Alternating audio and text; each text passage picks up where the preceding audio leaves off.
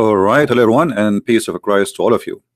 Today, our topic is very simple, and I see a lot of comment from the Muslims, and always the comment I find them very silly.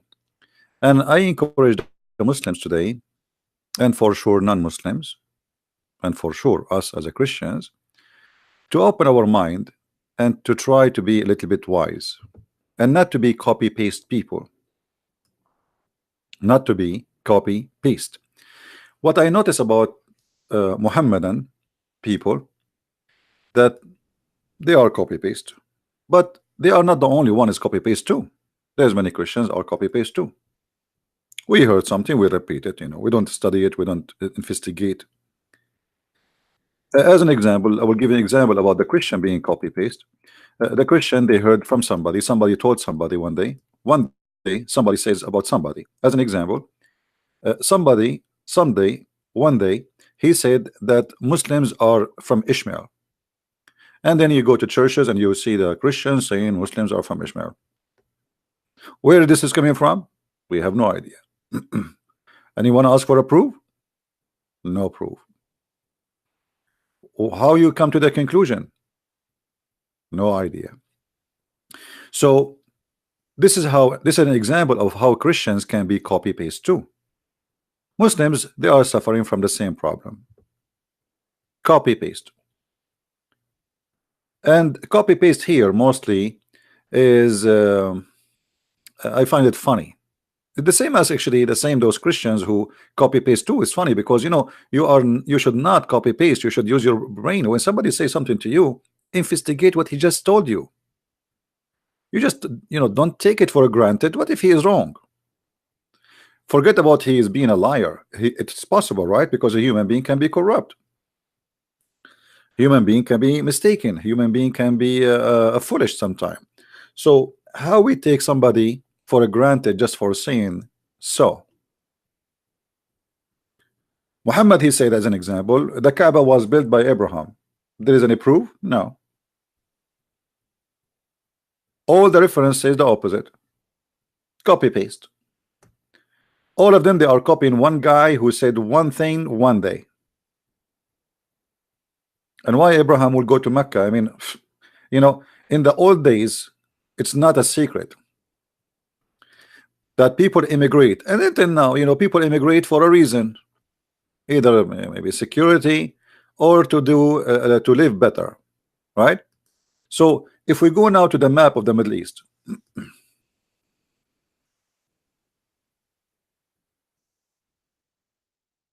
I will open it a second. So if we go to this map,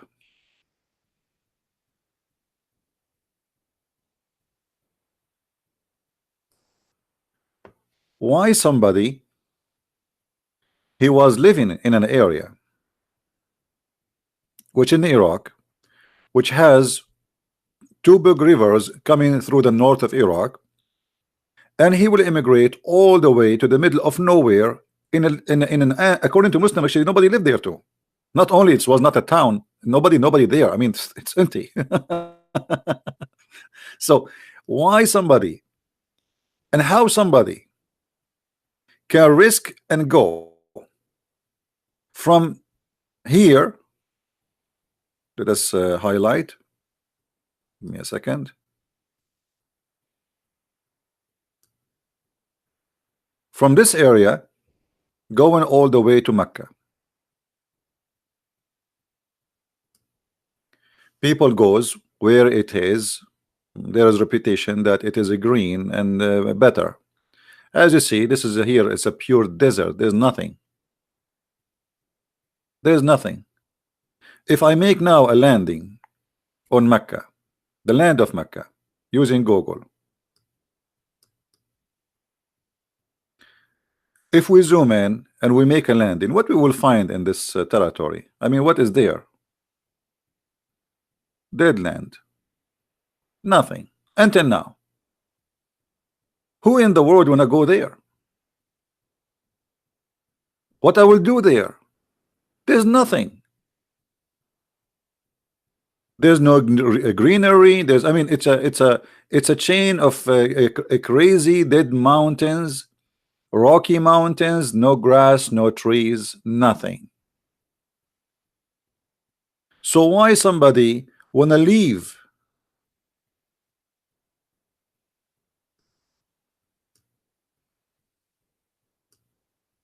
From here, a green territory, whereas there is rivers,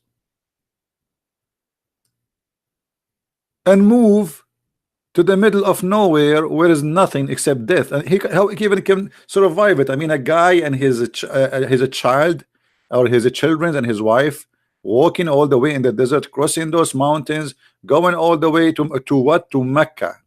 I mean, what is that? And even the Muslim, they say that the one who came first, it was Hajar and her child. Imagine a woman, not even Abraham, a woman alone. That is copy paste. That is copy paste. People at that time, they live by what? They grow their animals. They don't have companies they work in, and they don't have a supermarket to go and grab the food and come back. You have to have a greenery to live, otherwise you are dead. You have to have water, a spring of water to live. According to Muslim, the first time Mecca have a spring of water, it's because of Hajar, and it was a miracle. So why she will go there? So copy and paste. If we go to Jerusalem, you will see that this land is not really a desert. Actually, it's a beautiful land. I don't know any of you. I never been in Jerusalem, by the way, but I saw a lot of pictures. But you will see there is a civilization growing for very simple reason. They have a trees, they have a fruits, they have a greenery, they have a vegetables, they have rain, and even they have a snow.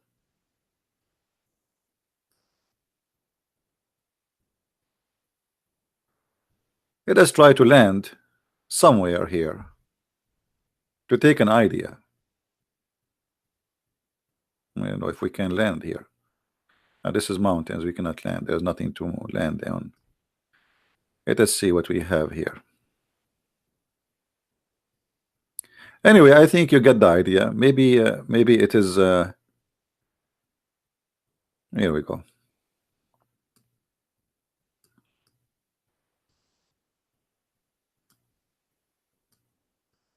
See, this is not a desert.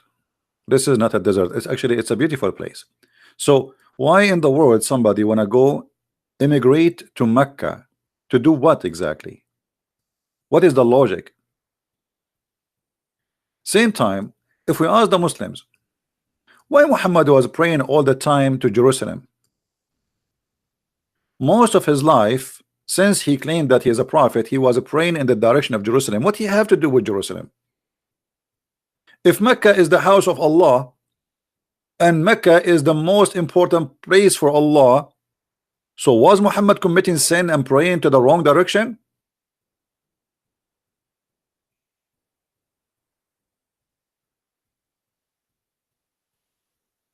The answer is very simple.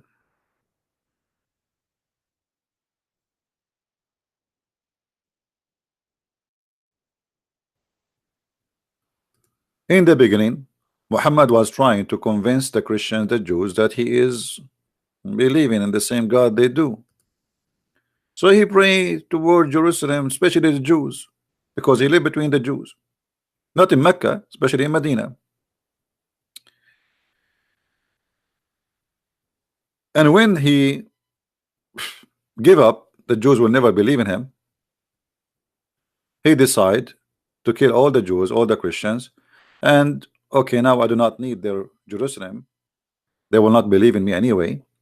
And then Umar ibn Khattab, he gave him advice to make money to switch to the Kaaba.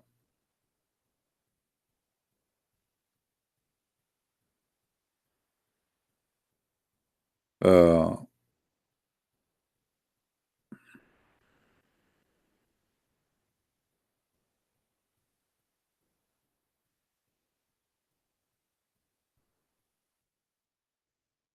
we will not do the same. We don't want to be people of copy and paste. Neither you, neither me. That is not right.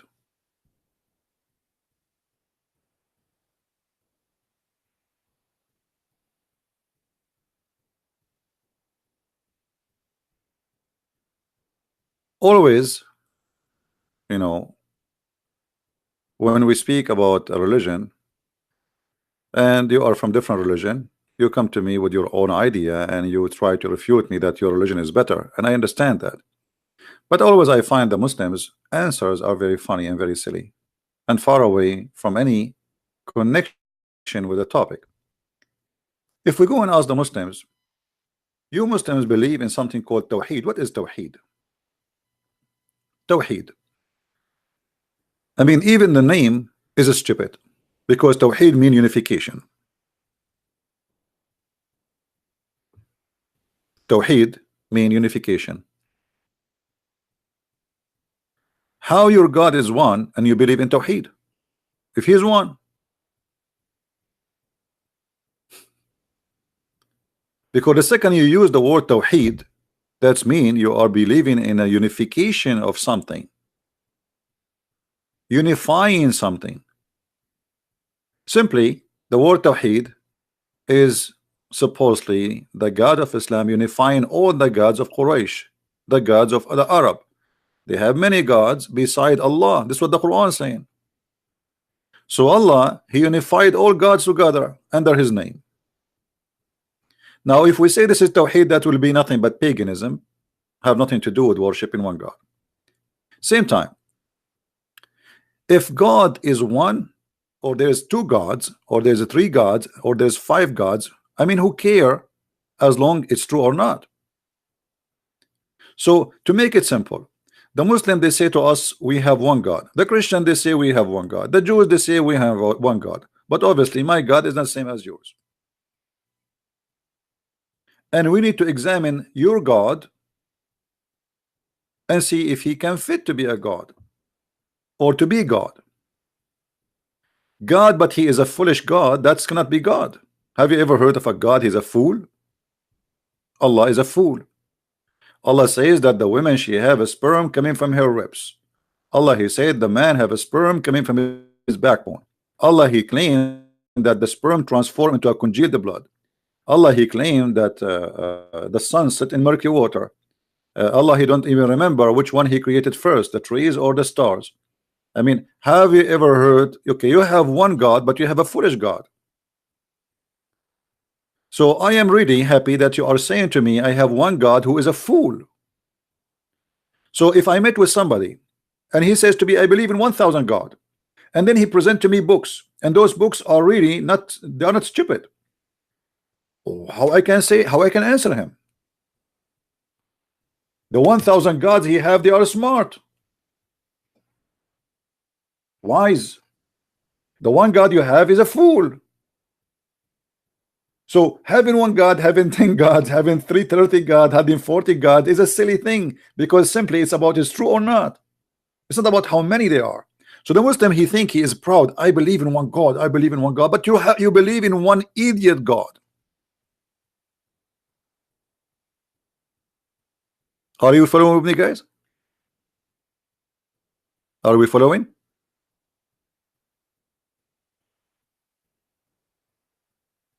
You want to explain to me Tawheed? You yourself, you do not know what Tawheed is.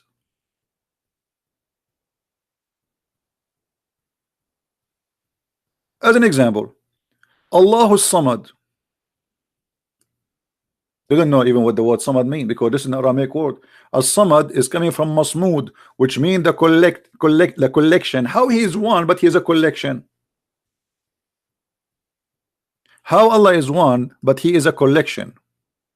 And the Muslims, everyone, he give you his own interpretation for the word, and every his own translation for the word. Let us show you.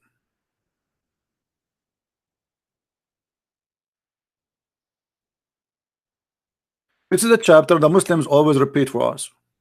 And let me show you how stupid this chapter is. قُلْ هُوَ اللَّهُ أَحَدٌ. Ahad here is not one. That's false. That's a big fat lie. Here we go. I will copy the word ahad in front of you, and I will paste it in the search engine, and I will show you that every translation the Muslims they have for the word ahad is not one. It's one off. One from many. This is what ahad mean. And to prove to you that this is what it's mean, look what it says in the last verse. وَلَمْ يَكُنْ لَهُ كُفْءٌ أَحَدٌ. If ahad mean one, how come in the same chapter it says none?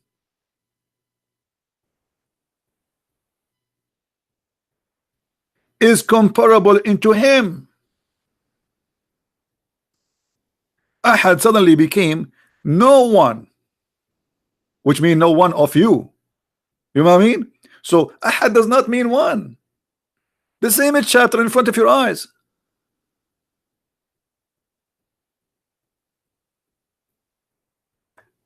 The foolish Muhammad was copying the Bible. Oh, you Israel, your God is Echad. Echad is not one as number. Echad is one as a unity. This is why the Bible says that the man, he leave his family, his parents, and he live with his wife, and they will become one.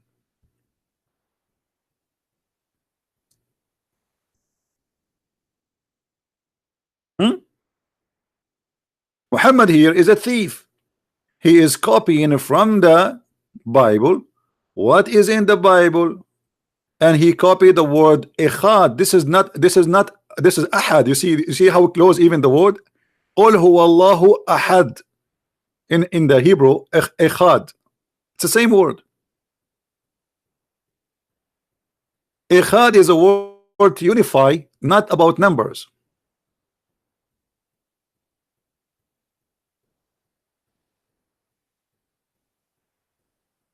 And this is where Muhammad he got the word echad. Here the one is about unification, not about one by number.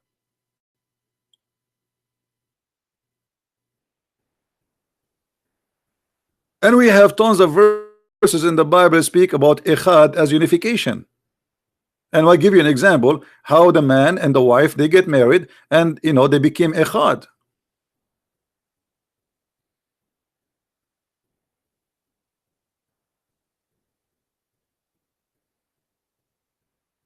And this is what happened when you have a thief who is copy paste, and he himself, he do not know what he is talking about. Your God is one, but not one as number, one as unity, because this is the word echad. They became one.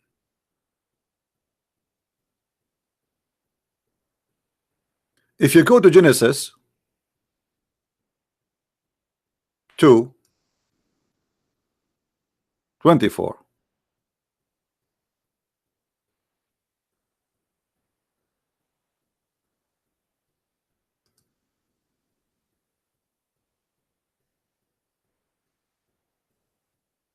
do you see it?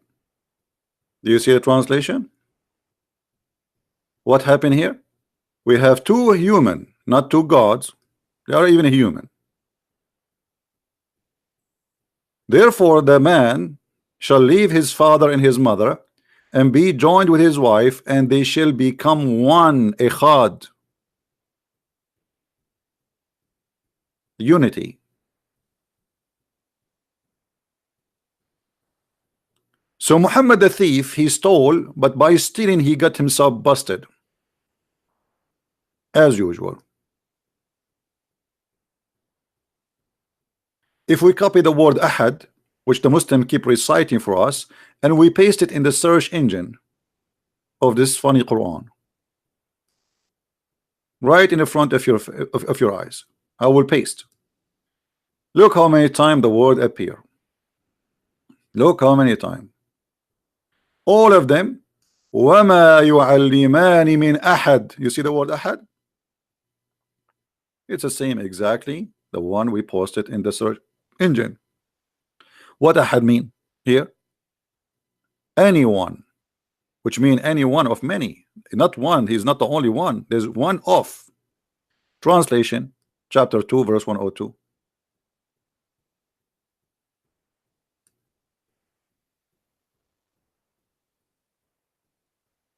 It says here, and they don't teach anyone.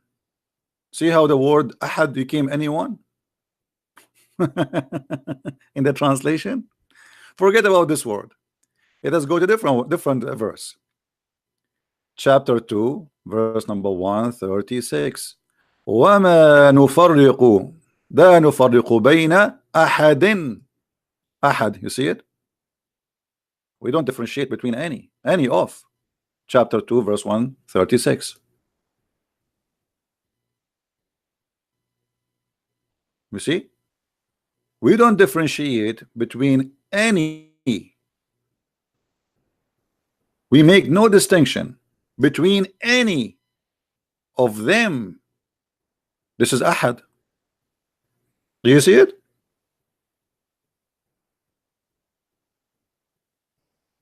And we can go all over the Quran non-stop, and you will see that the word come always in such a way. Chapter 2, verse number 285. Ahad.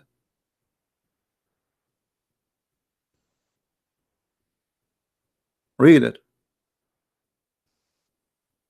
Ahad mean we don't differentiate between any of. Ahad. Any one, which mean one of. To use the word ahad, that means there is more, there's more of you.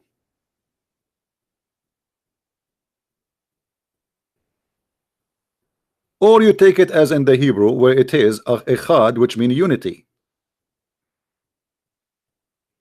So in a very simple study, we discover that Islam based in fictions and stupidity. Nowhere in the Quran it make it like it's like here, if we say okay, the Quran saying Allah is one and he don't mean unity, but that will be a problem, because the Quran itself, the word of Allah, is not created. You see, in Christianity the word of God is God. In the beginning it was the word, and the word was with God, and the word is the God, not something beside him, is God. In Islam the word of God is not created. So now we have any created being. How many? Two: Allah and the word. You can right now search in Google and you will find that the Muslims believe that anyone who believes that the word of Allah is created is a kafir. He is not a Muslim.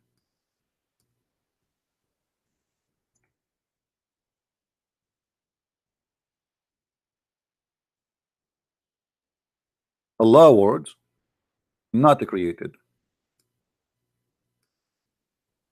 Do you see it?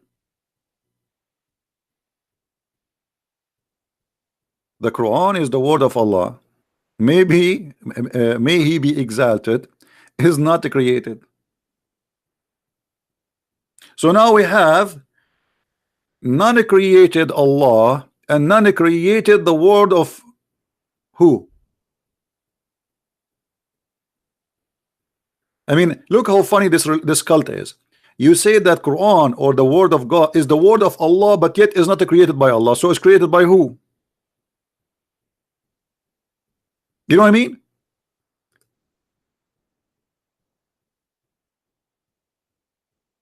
Do you people believe in the Trinity?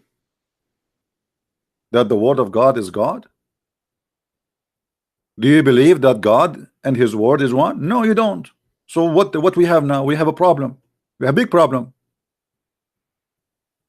The one who says that the word of Allah is created, he is not a Muslim. And actually there's many Muslims, they've been slaughtered just for saying that the word of Allah is created. Answer: the Quran is the word of Allah, may he be exalted, and is not created. Just to make it short, we do not need to read the whole article.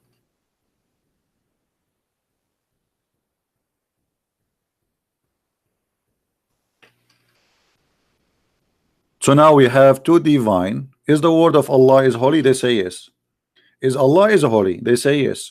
So now we have two holy which are any created. Foolishness. Either you believe in one God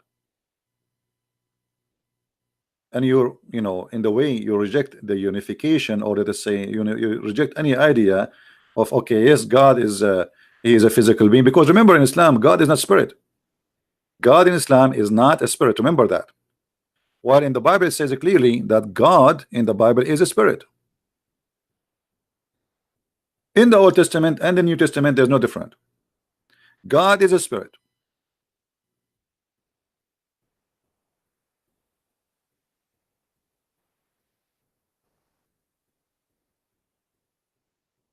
From the first verse in the Bible, it says clearly that there's God, not gods. We believe as a Christians in one God. It's a lie to say we worship three gods. That's a big fat lie. Even the silly Quran confirmed that the Christians believe in one God. But Muhammad, because he is confused, he do not even know what Christianity is about.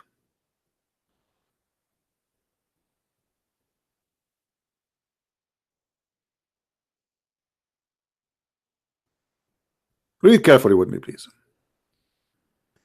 Chapter 5, verse number 17.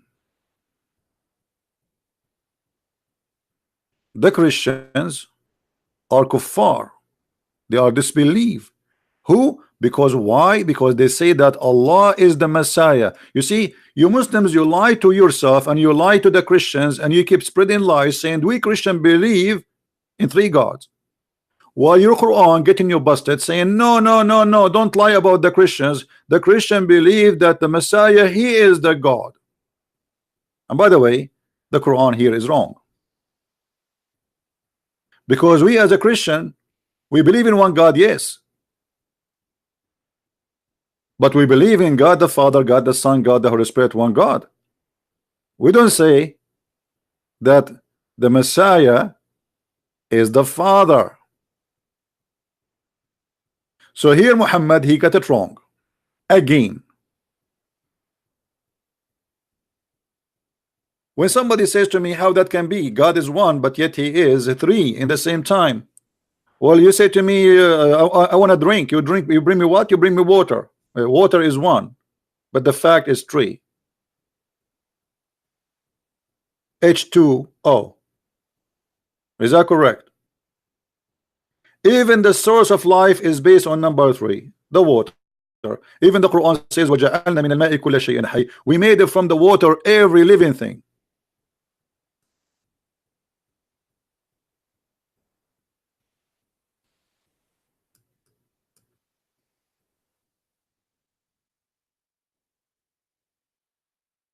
Hmm? We made it from the water every living thing.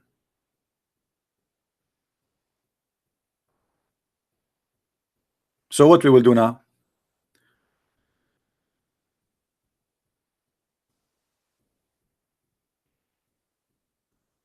And if you look at the logic of the Quran, how to refute the Christians about how and why Jesus is not God, it says if Allah want to destroy Jesus, he can.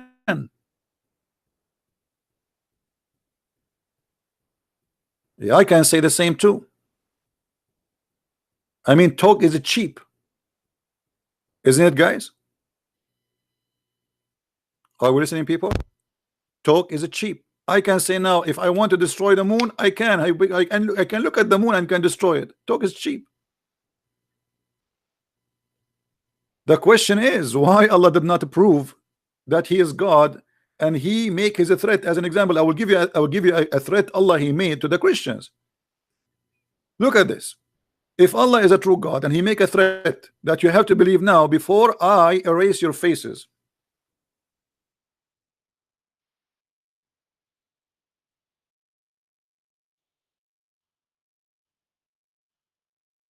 Thank you for those who are, you know, supporting us, and I know you do not need our thanks. يا أيها الذين أوتوا الكتاب آمنوا بما نزلنا مصدقا لما معكم. Chapter 4 verse number 47. What this verse is about? It is one of the most funny stupid verses in the Quran proving Islam to be false. Why? Because Allah he threat the Christians to believe in Muhammad, otherwise he will erase the details of our faces. And trust me, I have all the details there. and not a single Christian he lost his details.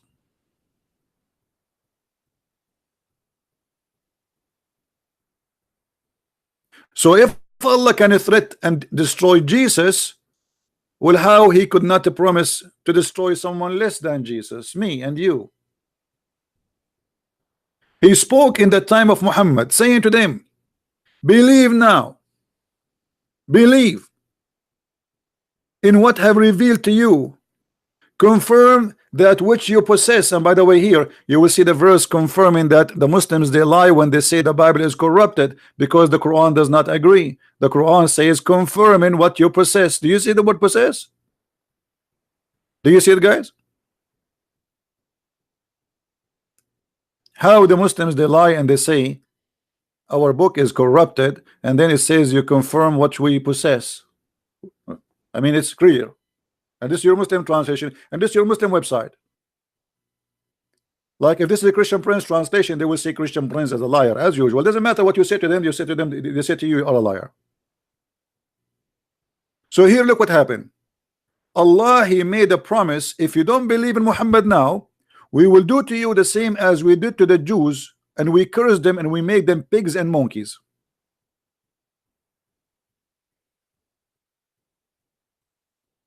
That's mean that this is not about judgment day, because the pigs and monkeys transformation supposedly happened long time ago, before even Jesus, before Muhammad. So here's a threat, nothing to do with the judgment day, because the Muslim, they might try to say to you, oh, this is the judgment day. That's a lie. It's about, I will do to you the same as I did to who? To people who did that to them in the past.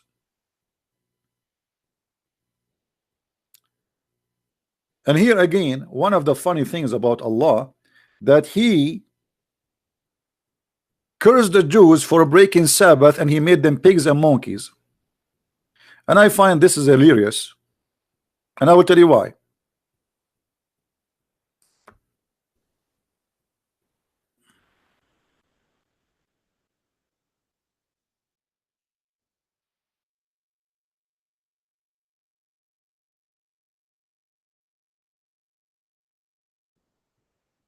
Imagine we have a God,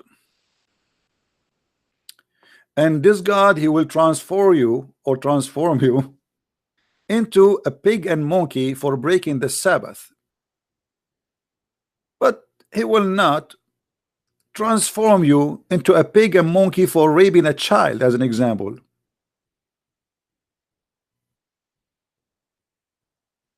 I mean, don't you see something stupid there? Why those people, even the story there, proving to us that Islam is nothing but a fiction, stupid stories, foolishness. This is why I made the video today. The topic is the Trinity of Wisdom versus Allah foolishness. Ask them, Muhammad. Ask them. Of the township that was by the sea, how they did break the Sabbath, and how their big fish came into them visibly upon their Sabbath. They, on a day when they do not keep Sabbath, came they not into them. I mean, translation is very horrible.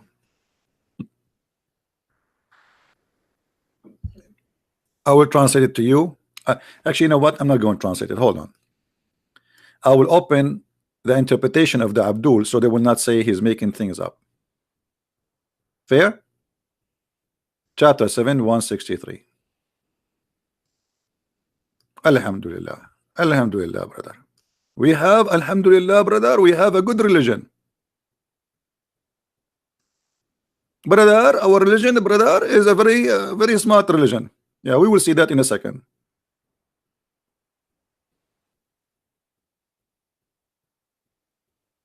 And everybody will die laughing.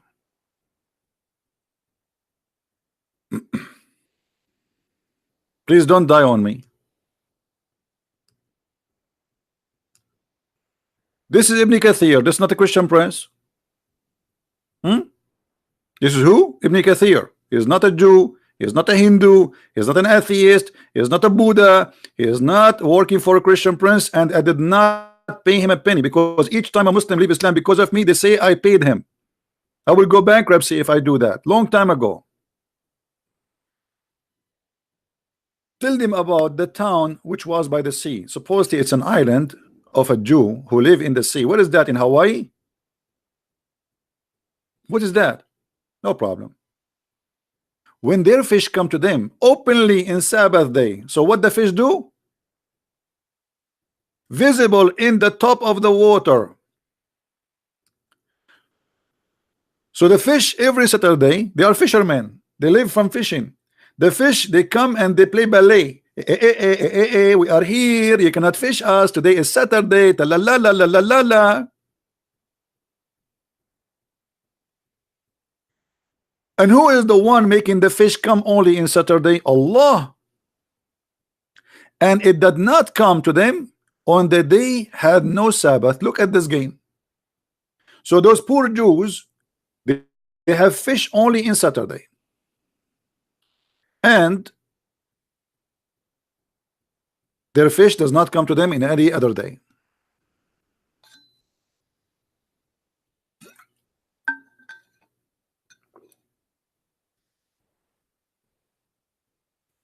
So how we can accept this to be from God? Allah, he says we made this as a trial. So now those people are hungry, and because they cannot eat, they have to fish in Saturday.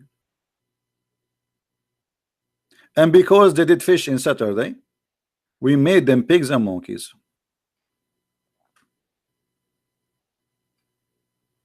How silly, how stupid.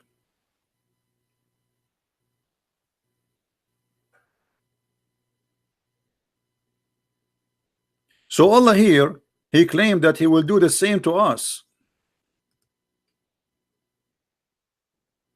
In chapter 4 verse number 47.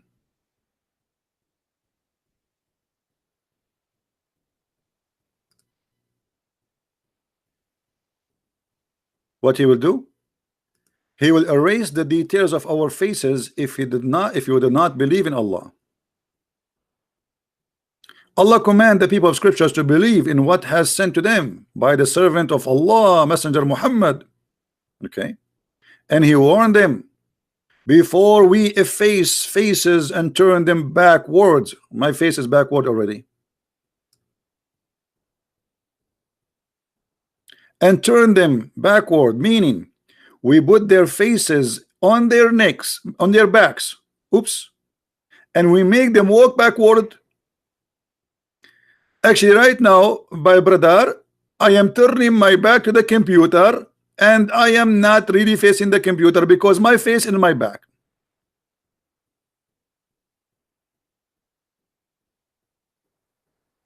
So if Allah is God and he can destroy Jesus as he said in the other verse, why he did not keep his promise and destroy the Christians? And he did, you know, just at least one, just one. This is why I said talk is it cheap.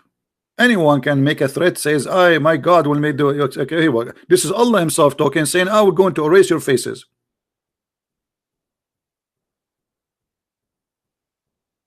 And not only that, and verily we have to put in their necks iron collars, reach into chains, so their heads are raised up, and we have put barrier before them.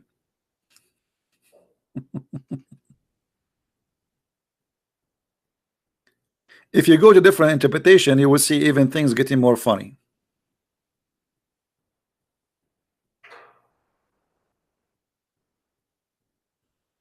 How this can be from God? You tell me.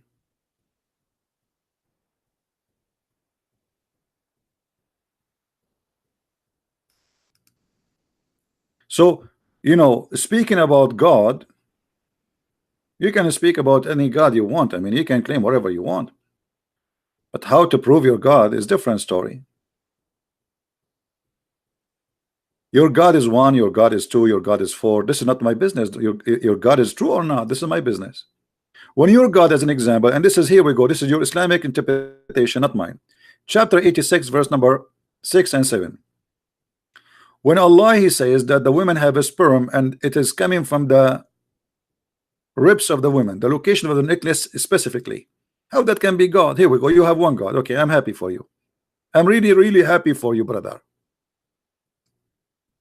You have one God who is an idiot.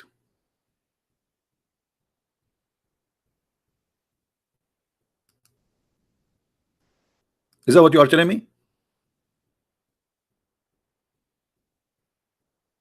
So let the man see from what he is created. Okay, how you are created? Explain to us, Allah. Thank you. You are the scientist. You are super scientist. He is created from water gushing forth. He meant what? The sperm, sexual fluid that's come bursting forth from the man and the women. See, Muhammad is expert and his God is expert in sexual form of liquids. It's a gusting forth liquid. It's a sexual fluid. As you see, that's not my word. Come from who? From the man and the women. Those that will make the baby. What is the gusting? What is the gushing fluid? Sexual fluid come from the women will make the baby. Read carefully. Thus the child proceeded from both of them. Remember, the egg of the women is not a liquid, and liquid is a billions of articles or items. You know, it's not just one thing. The egg is an egg. The woman, she have one egg. She's not a fish. If you, Allah, think that the woman, she is a fish and she lay down like 2 million, 3 million eggs in a liquid, that will be funny. Then he explained where the sperm is coming from, proceeding from the backbone of the man. Yes, backbone. Yeah, true. Scientists prove that the backbone is where the sperm is coming from. Meaning the backbone of the man and the ribs of the women. Absolutely, brother. Absolutely. And now the Muslims, to cover the shame, they start saying, no, what is meant here, you know, like they come with tons of fabrication to cover this stupidity.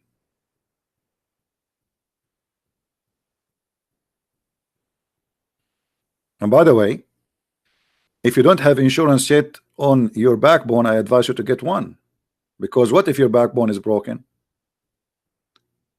Once I was in the beach and I saw something in the chest of a woman.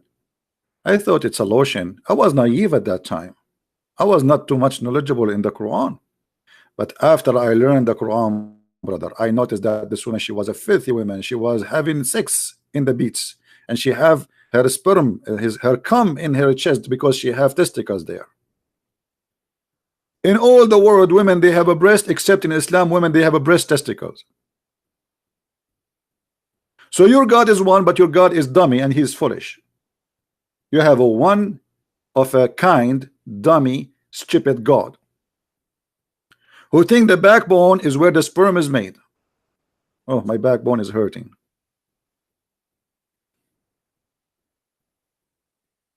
So you give me a headache 24 hours, 7 days a week about my God is one. I worship one God only, brother. But your God is crazy God.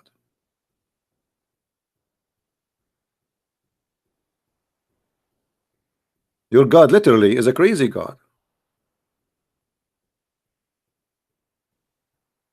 Your God believe in the flying carpets.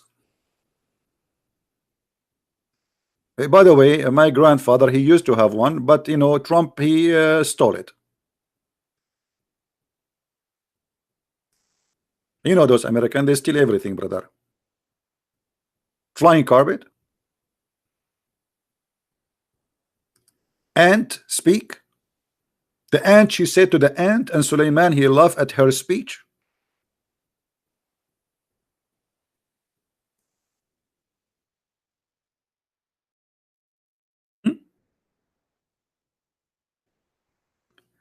As I know, ants are deaf and mute. The only way for them to communicate is vibration or chemical. They don't talk. And vibration here, they don't vibrate in the ground. They vibrate on the body of each other. And they don't understand each other because they hear the vibration or the sound of vibration. No, they are deaf. They are you know, they don't hear anything. But the vibration itself is the message, or by chemical. So Allah, the wise, the one God, he said, till when they reach the valley of the ants, one of the ants, she said to her friends, she is a warning. And by the way, here the Muslims, they make a big article about, according to science, brother, it's discovered, brother, that the one who warned the ants is a female ant. And brother, in Arabic, in the Quran, it says namla, and namla is a female ant. You idiot. In Arabic, any singular ant, we call it namla. This is the only word we have. We don't have namla, male and female. But because you do not know, they fool you. You do not know Arabic. Any bee, the bees, we call them nahla. Nahla, it's a female, but doesn't mean it's a male. Or any bee is a single bees, we call it nahla. Namla. Any fly, we call it dubaba. Female. This is the nature of the language. This is not about gender.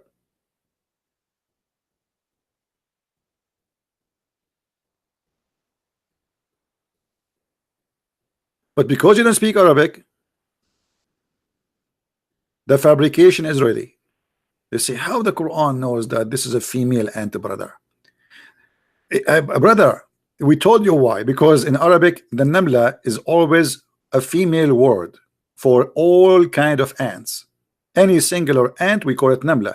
Any singular bees, we call it nahla. Any singular fly, we call it dhubaba. The T at the end is added as a female for all those insects. But I have a question for you in the same time. How this ant, she knew the name of Suleiman?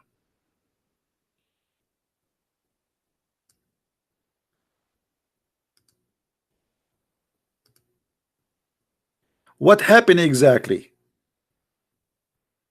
I want you to translate to me in the language of ants, Suleiman.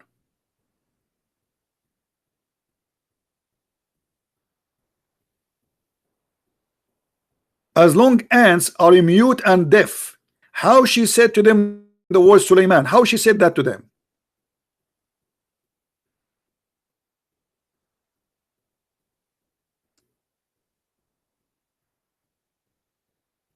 Any Abdul? I'm serious. I want to know how she said the word Suleiman.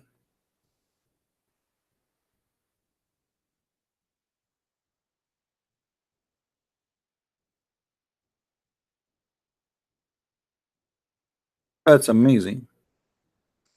I mean, that's alone is a discovery.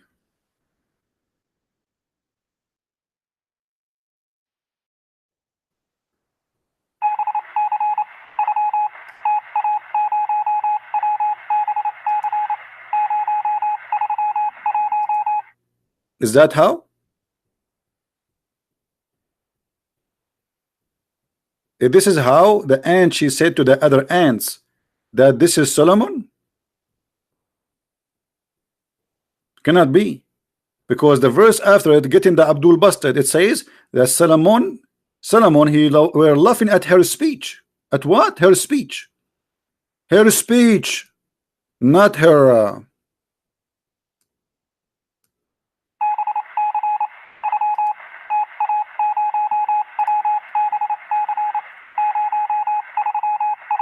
Brother,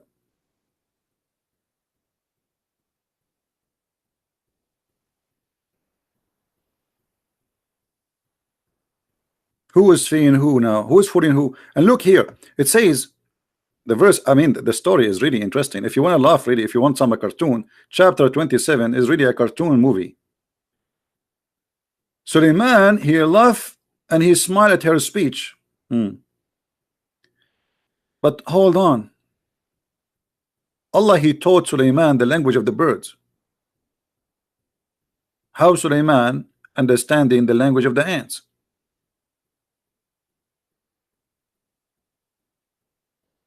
Just the verse before it, it says that Allah, he taught us the language of the birds. Maybe Allah, he think that the birds are ants too. So look what happened. Allah, he taught Sulaiman the language of the birds. He sent him to school to study birds.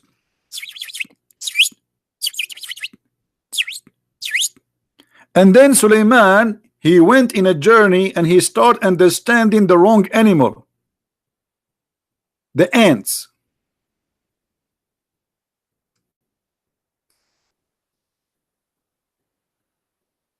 What's happening here? I teach you the language of the ducks, you understand the language of the elephant?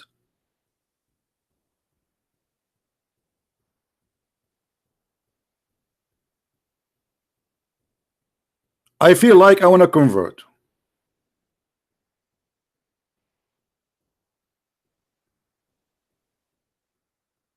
Look like Allah by mistake, he sent Sulaiman to learn supposedly the language of the birds, but he ended in the anti-classroom language.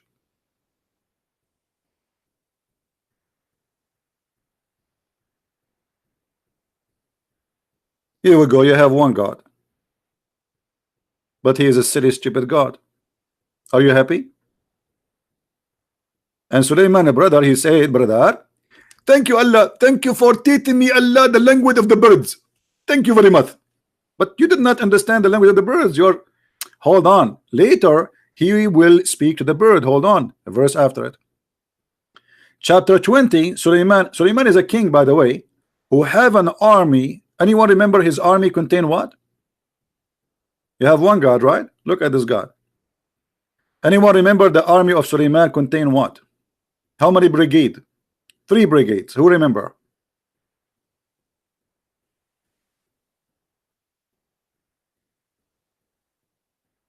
Birds, genie, and a human. Imagine you are Trump, President Trump. Now he is going to send 1 million birds to attack Venezuela government.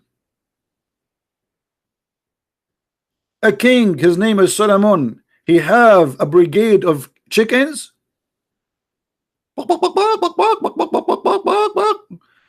This is General Chicken was saying that I am going to meet the King Solomon right now. And he says he want to report to him how many eggs the chickens they lay down today, preparing for the coming war, because those will become a cheek and they will go and attack the enemy.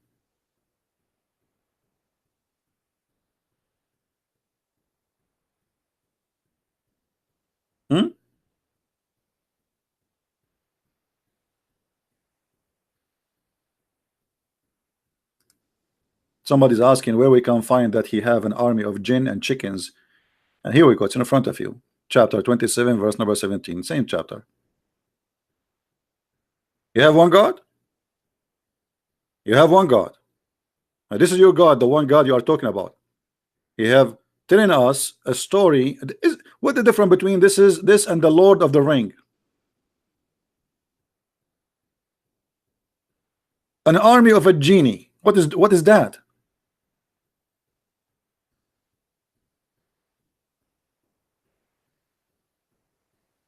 And then the bird, he disappear.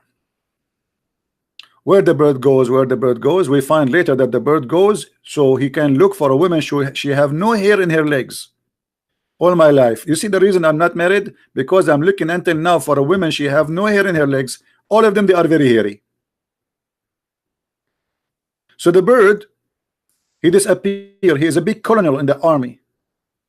Big colonel. Let me introduce you to the colonel of Allah. The colonel which are hired by Allah. Those are the servant of Allah anyway. You know.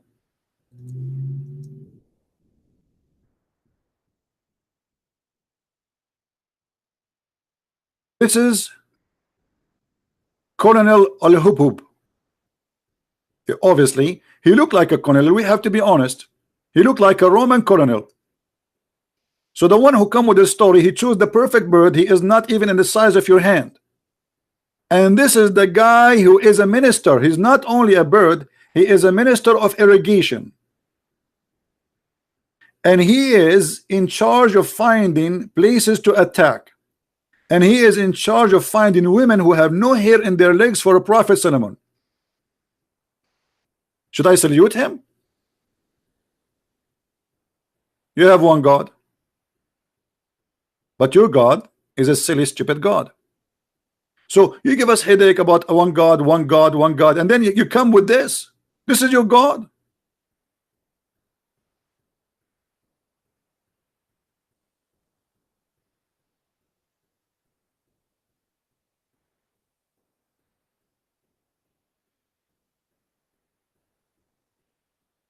I'm really, really convinced now. That's it. Your God is the true God. Must be. And look, he's looking at me, by the way. I don't know why he's doing that. Do you think he's going to attack me with his beak?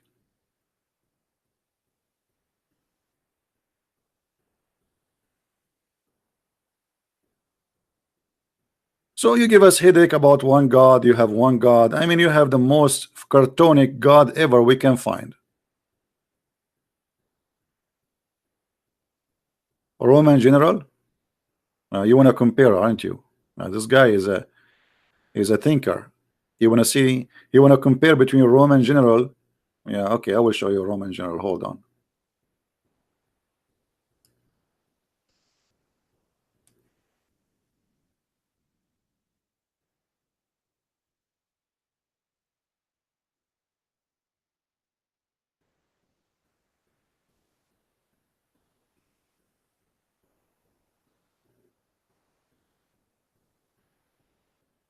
See, I told you they look the same.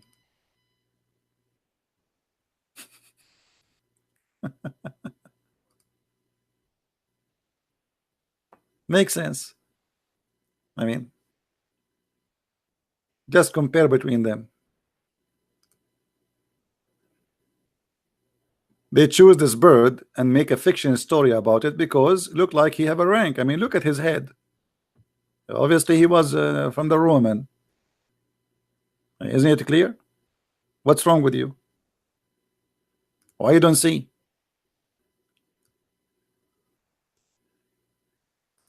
Why you don't see? Why? Why you are blind? Why? You Christians, Jewish, Hindus, Buddhas, atheists. What's wrong with you? They are cousins. If they are not from one family, maybe. Look at this. The funny, the Muslim, they keep saying to me in text, you are a liar. I'm showing you, Abdul, in front of you on the screen, the story. What liar about what? I mean, it's amazing. You show them the story in the front of their eyes. It's written. I give them the chapter number, the verse number in the screen, their translation, their interpretation, and yet they say to me, you are a liar.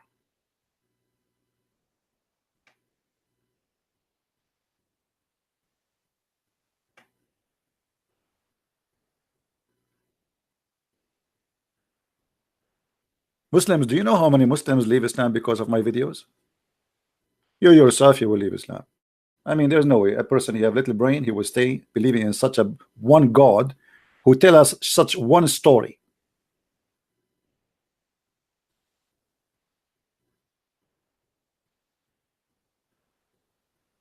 Hmm?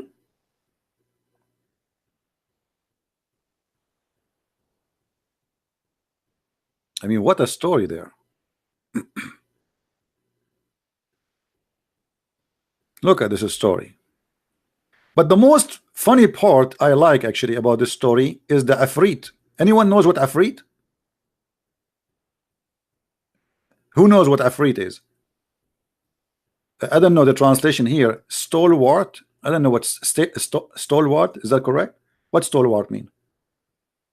Afrit, he is a genie, but he is different kind of genie.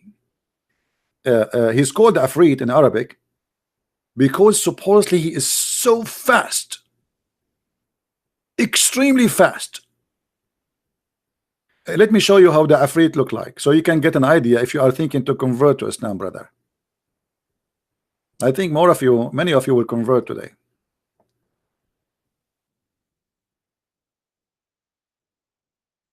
Afrit.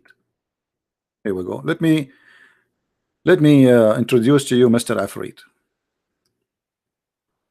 This is how in Islamic movies they picture Afrit. This is how he look like. He's bald. He have like weird look, you know. This is Afrit.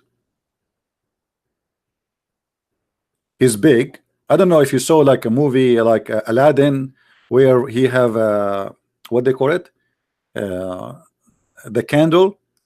So he wiped the candle from the dust, and then Afrit come from the genie. You call it genie in the bar, right? This is the Afrit. The story of the Afrit is coming from there. But this Afrit have something special about him. He is so fast, extremely fast, not like the one you see in the Hori Butar story. You know, this is very, very fast Afrit, extremely fast. This is why you see here in the verse in the Quran, the Afrit, he said to him, if you want, I can go and bring you her throne, because the bird, he described how big her throne is. I can bring you her throne before even you blink your eye. You see how fast this Afrit is, brothers and sisters. I advise you all to convert to Islam right now. Only Allah, he tell us stories about the Afrit. Let me see if I can find you a better picture of the Afrit. Hold on.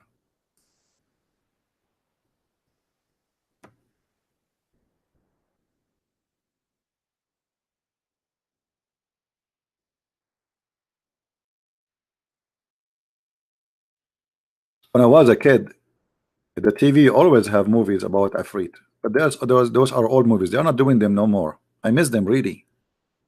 The Afrit, he come from the container, and then he says to you, "Shubik lubik," which mean, what do you want from me will happen right now.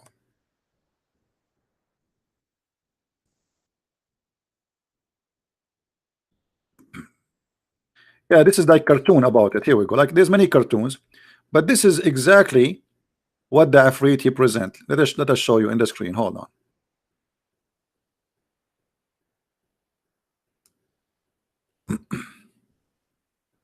That's a nice. Do you see what the Afrit?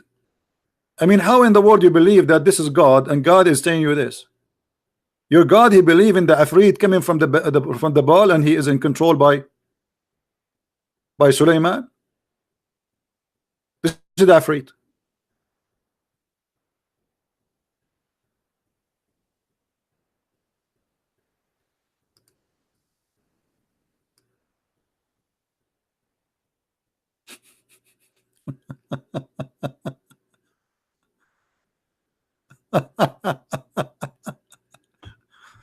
So this is the Afrit who said to Sulaiman, do you want me to go and bring her chair for you, her throne? I am truly convinced. I don't know. I think by the end of the day I'm going to convert to Islam. By the way, let me tell you the news the Muslim one day will say, and count my words. One day Christian Prince will die. All of us we will die. Anyway, today, tomorrow, who care? I'm a believer, I am not worried about it. But one day Christian Prince will die, and the Muslim they will say Christian Prince converted to Islam a second before he go to grave, brother. Anyone is famous, anyone, it doesn't matter who you are. They say he converted to Islam before he died. Brother, for sure I will convert to Islam before I die. Are you kidding me? Hello?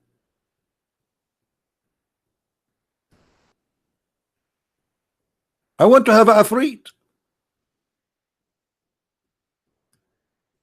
I want to have a Afrit. You know, here I have a complaint to Allah. I mean, why you don't provide every citizen with Afrit? You put him in the ball, you wipe the ball, and then he come out, he says, what do you want? You said, go to him, go and get me a grocery for free. I mean, why you go to work, and why people, they just, you know, build for me a house. Who is the one who built for Suleiman his palaces? Anyone remember? Who knows? Who is the one who built to Suleiman his palaces?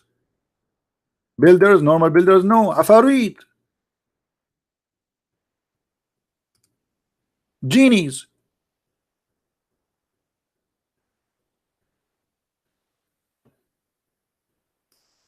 And into Suleiman, chapter 34, verse number 12. And into Suleiman we gave the wind, therefore morning course. Here we go. This is the flying carpet, by the way. By the way, flying carpet is true. Me myself, I used to ride it, but I told you Trump, he took it.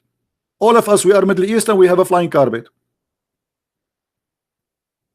You go in the street, boom, bomb, explosion. Here we go, flying carpet. Everybody's flying. We can make your dream come true. Go just to the Middle East. Go to Somalia, brother.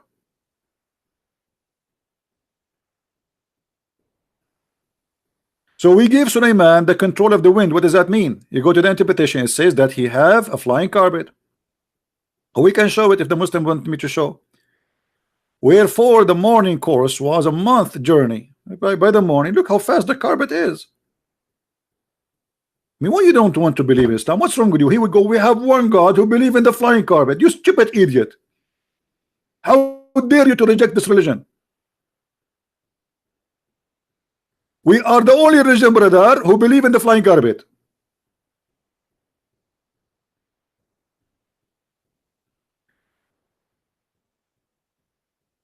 Okay, a Muslim saying to me, you're a liar. Okay, hold on. I'm a liar. Okay, as usual. Here we go. Chapter 34, verse 12. 34, 12. Okay. This is Ibn Kathir. This is who? Ibn Kathir.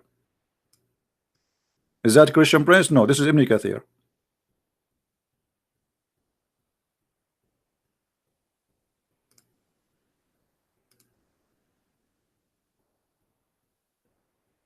Read with me, brother.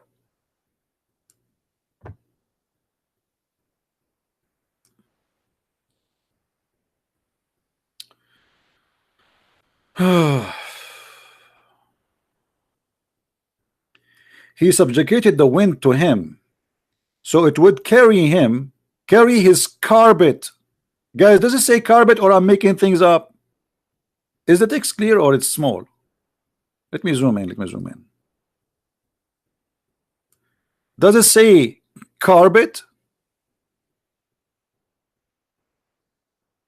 And by the way, the Islamic translation for Ibn Kathir in English is big fat lie. They try to make it look nicer. If we go in Arabic, it's going to be more hilarious. 600,000 chairs in the top of the carpet. His equipment, camels, horses, donkeys, soldiers, tents. The whole country is a flying on top of the. It's not a flying carpet for Suleiman only. If you think this is a flying carpet of a one guy, you are wrong. The whole nation is flying in the top of the carpet.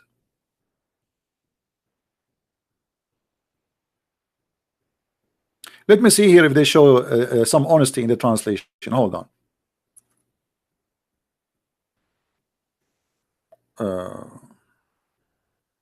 See, it's gone. Where it says he carry his equipment and his army? I don't see it. I don't see it.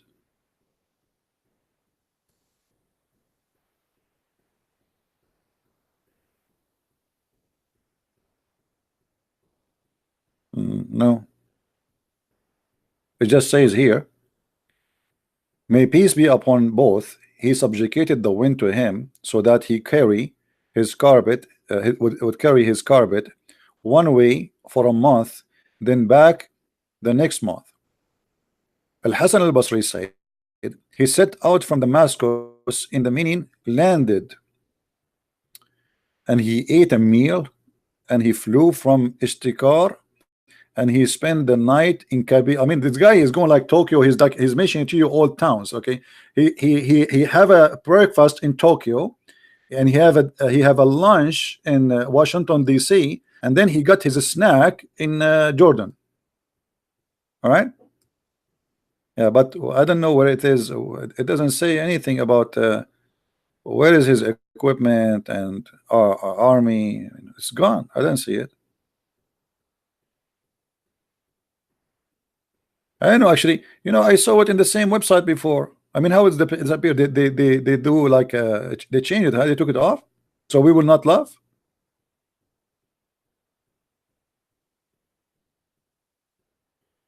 Hold on, I'm not going to let it go. I don't accept. I don't accept. Give me a second.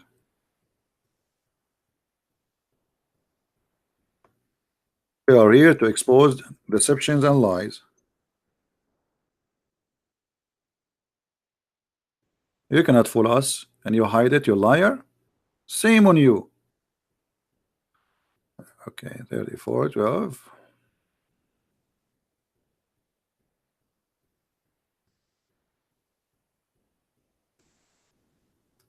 I will go to the Arabic, Ibn Kathir in Arabic. But let us see here first. This is Tafsir al-Jalalain.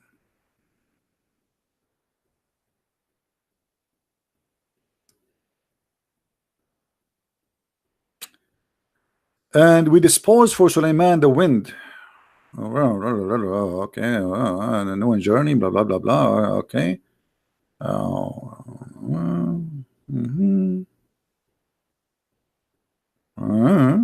Nothing here. Hold on. See, they lie. No problem. No problem. Ibn Abbas. Okay. Journey. Okay. No, it's still not here. Let's go to the Arabic Ibn Kathir. The same verse, Ibn Kathir in Arabic.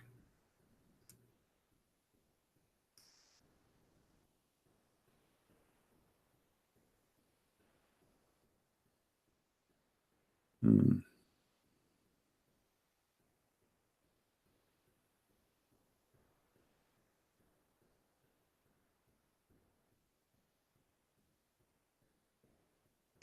Okay.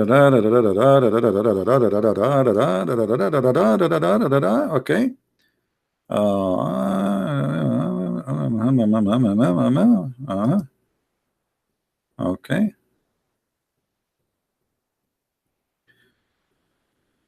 Let us see.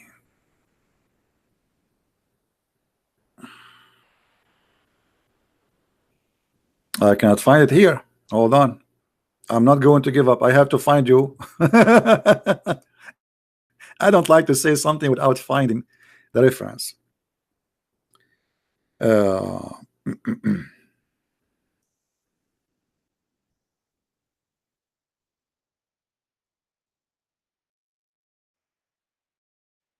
Let me see if I can find it in English first. Hold on.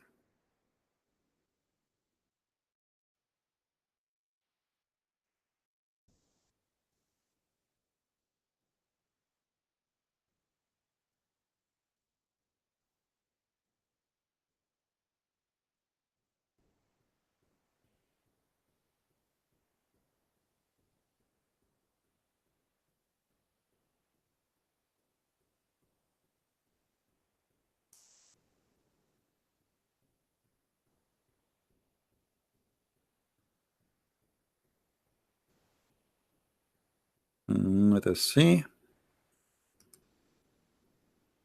Here we go. Here we go. You see, I don't like to mention something without proof. Ibn Kathir. Ibn Kathir. Do you see, guys? You see Ibn Kathir? We don't lie. This is Ibn Kathir. Okay. Let us see what it says.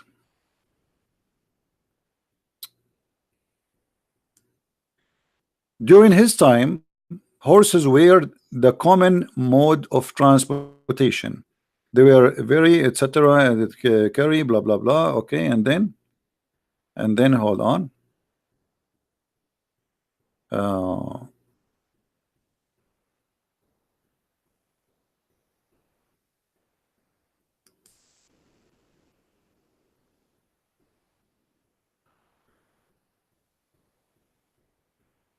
And here the story of the ant. Hold on. Let us see.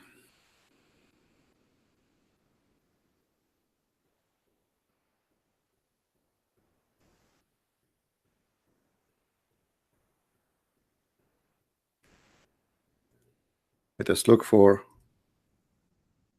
the carpet.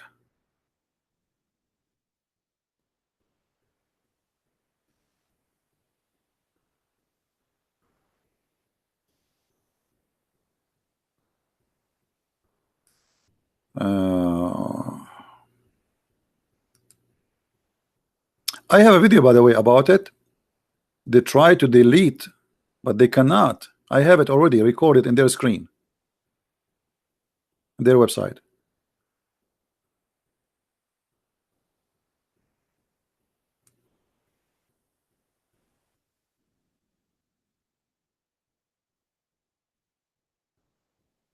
Mm, mm, mm, mm, mm.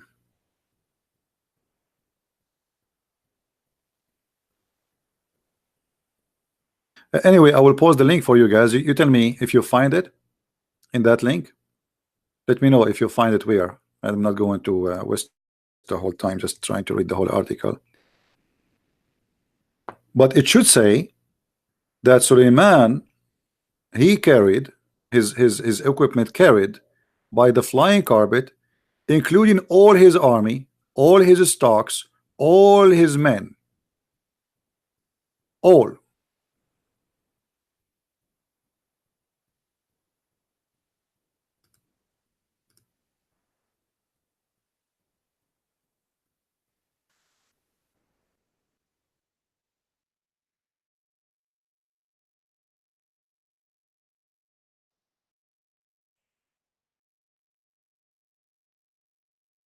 All right, let us see.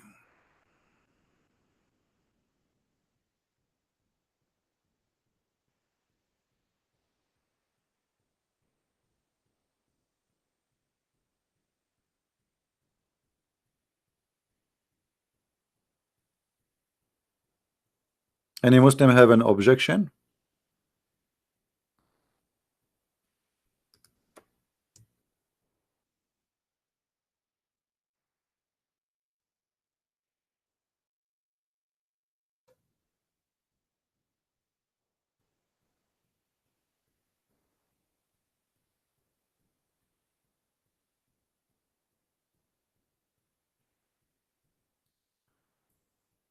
Uh,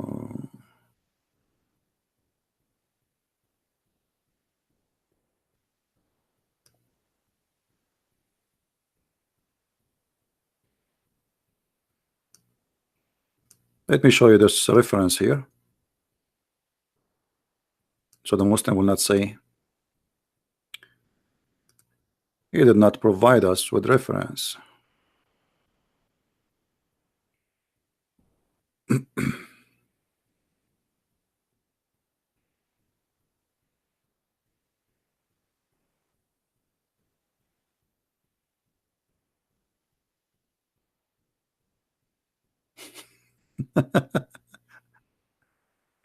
You should see what I'm reading. Uh,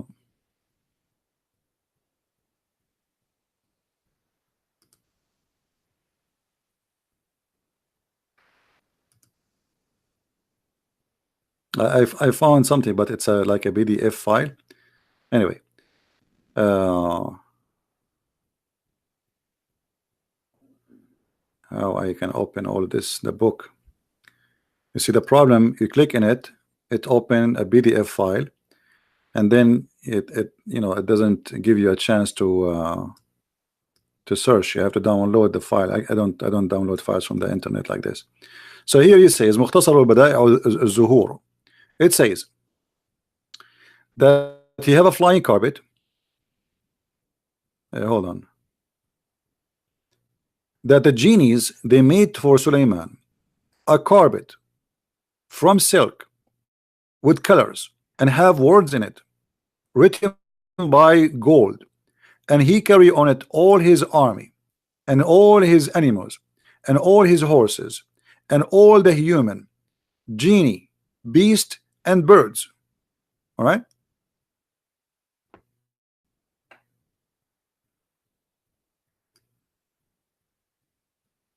So to make it simple, your God is one God. I cannot say anything anymore.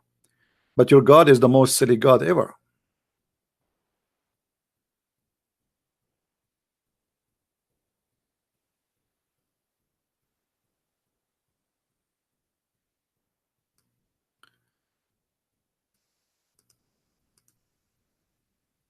Let us see if we can get more reference.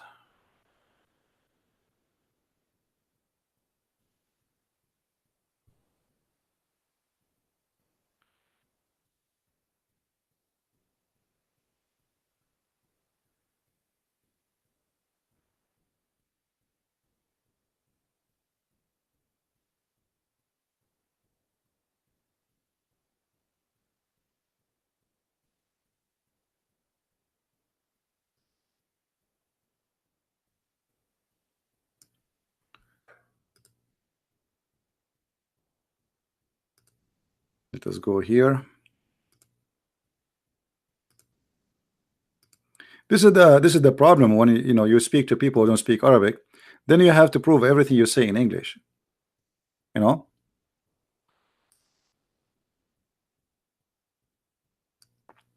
Hear the story about this woman who entered the place where she is a queen. And because the shaitan, he don't want Suleiman to like her because she have no hair in her legs, as the bird he told him, when she left her legs up, the shayateen, they made the legs of this woman hairy like a monkey.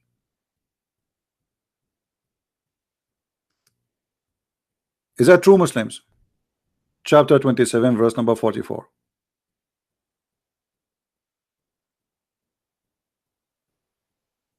You don't believe me? Let us see the interpretation. 27:44.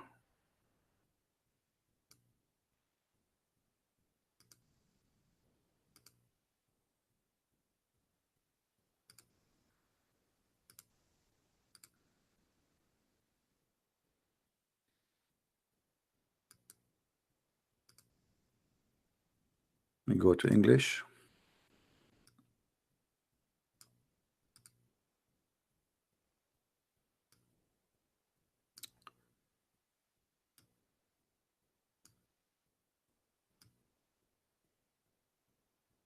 And look here, not only they made her hairy, they made her look like she have the legs of an animal. It was also said that he entered the place of the hallway. This was a transparent white glass floor, underneath which flowed sweet water and contained fish. Solomon had it made when he was told that her legs and feet resembled the shank of a mule. And when he saw it, she supposed, which means he made her, she think this is a pool, so she have to walk in the water. But the fact it's not really a pool, so she have to lift up her skirt because he want to see her legs. So supposed to be a pool of water. So she breathed her legs to wade through. Meanwhile, her legs' feet were in fact fair. He said to her, "It is a hallway paved smooth with the crystal, etc., etc., etc." And then she said, "My Lord, I have wronged myself by worshiping the other, etc., etc., etc."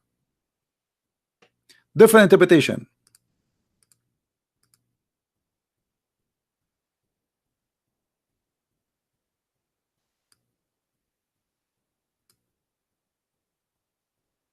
See, so see Suleiman, he like to see legs of women. He want to see her legs. Is it really have legs of a camel or a goat? If we go to Ibn Kathir, let's see what Ibn Kathir want to say. 27:44.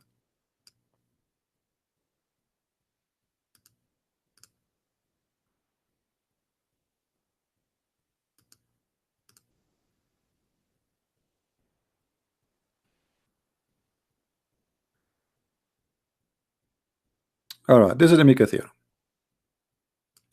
So when she entered her the place, but when she saw it, she thought it was a pool of water. So she tucked up her clothes and covering her legs. Suleiman had commanded the shaitan to build for her huge place of a glass beneath which water was flowing. Anyone who did not know the nature of the building would think it was water. See the trick?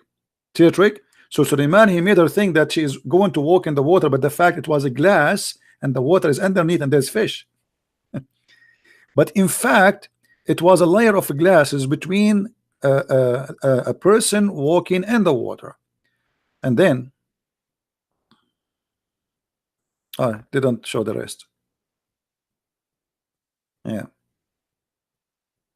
most is gone.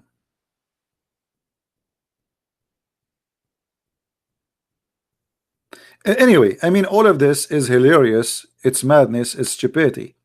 How in the world you come to me with worshiping one God, but your God is nothing but a fairy tale storyteller?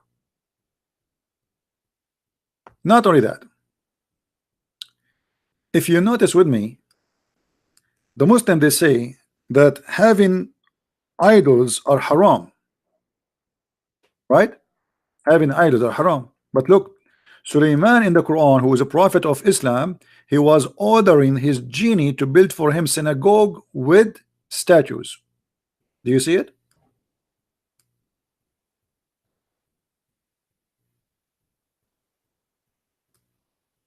Chapter 34, verse number 13. How he is a Muslim prophet, how Islam is against his statues, and then how he is ordering the genies to build the statues. Don't ask, don't tell. You do not know what statues? You don't know really? Search Google. Statues. Statues. This is what statues. Here we go.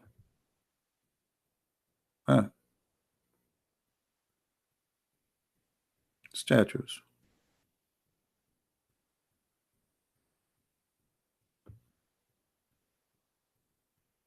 Why statues in the house of Allah? Allah is ordering Sulaiman to build the statues, and the genie, they are building it for him. Don't ask.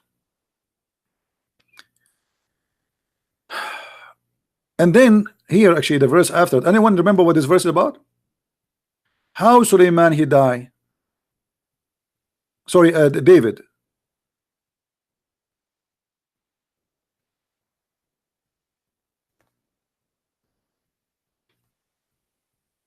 The death of Sulaiman and the death of David. Sulaiman, when he died, because he's a king, he's in charge. Allah will not make those who hate him know that he died. So what he did? Sulaiman, he died holding a stick in his hand.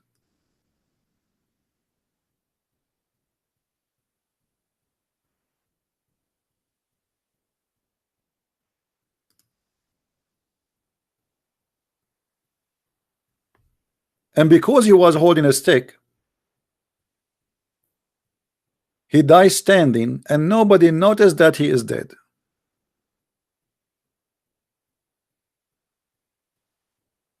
Is that true?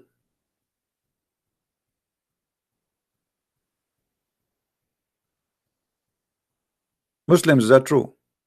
I am going to die standing, and I will open my camera live in YouTube for the coming century, and nobody will notice that I am dead.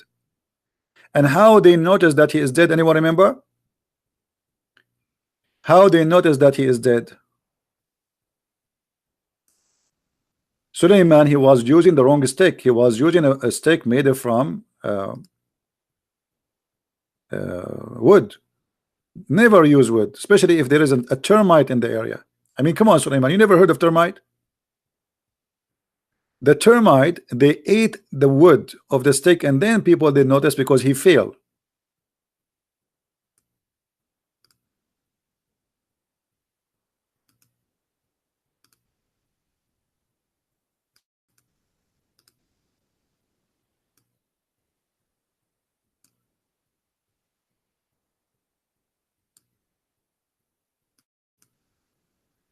Tafsir Ibn Abbas, chapter 34, verse number 14. For Solomon died and remained standing. That's normal. For a year. For a what? For how long he died standing?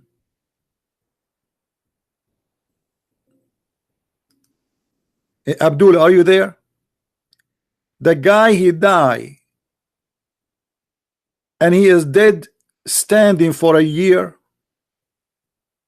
A year. And nobody noticed. And nothing showed his death. Wow. True story. The death of Solomon to them saved creeping creatures of the earth. A wood worm which went away his staff. Solomon, brother, I told you, buy treated wood with chemical. They will not eat it, brother. I mean, why, Solomon, you do that? If that piece of wood is not a wood, or it is a special kind of wood treated by chemical, now until now Solomon will be standing. I believe in one God who teach me that there's a guy, his name is Solomon. He died and he was holding a stick in his hand, and because of that nobody noticed that he is dead for a year. My God is one God, his name is Allah, brother. And then the termite, the worms, the woodworm, they start eating his stick, and then he fell. And when he fell to the ground, the jinn so clearly had how, which means now they knew that he is dead. The jinn and the human being so clearly that they do not know the unseen. Supposedly Allah now he know. I mean, look at this story. So and what is the wisdom of this? Allah, he made Sulaiman die in the stick for a year, so they will not know and they will not go rebellion. Okay, why Allah not make him live a year longer? Oh boy. Somebody saying to me, do you dare to debate with Zakir Naik? My friend, the question is, do he dare? Do you dare? What is your scars? You know, we have our Skypes open 24 hours, 7 days a week when we go live on air. And where are they? And I made, by the way, I changed this dummy Zakir Naik. He said, I don't know if this is assistant, but this is Facebook. They said to me, he have no problem to debate you, but you have to bring with you, I think he was in Bangladesh, 2,000 viewer. You have to provide 2,000 viewer. Yeah, who wanna go with me to Bangladesh? And I will pay for 2,000 ticket. And who is Zakir Naik, by the way? Zakir Naik is an idiot. He's stupid. He does not know anything about Islam. They asked Zakir Naik, why a woman, she is not a prophet of Islam. Do you know what he said? Brother Tita, they ask a question. Why in Islam we have no prophet to the women? I confirm to you, first of all, in Islam there is no woman to the prophet. And the reason for that is very simple and very logical. Because if a woman to become a prophet, he have to lead the congregation. And if you lead the congregation, he have to do and we do. And he have to bend over, and he bend over, that will disturb the contradiction. Thank you very much. Translation for the Urdu English. There's no woman in Islam she is a prophet, because if she is leading the prayer, she will bend down and everybody will look at her ass and they will forget about Allah. This is the answer of a scholar.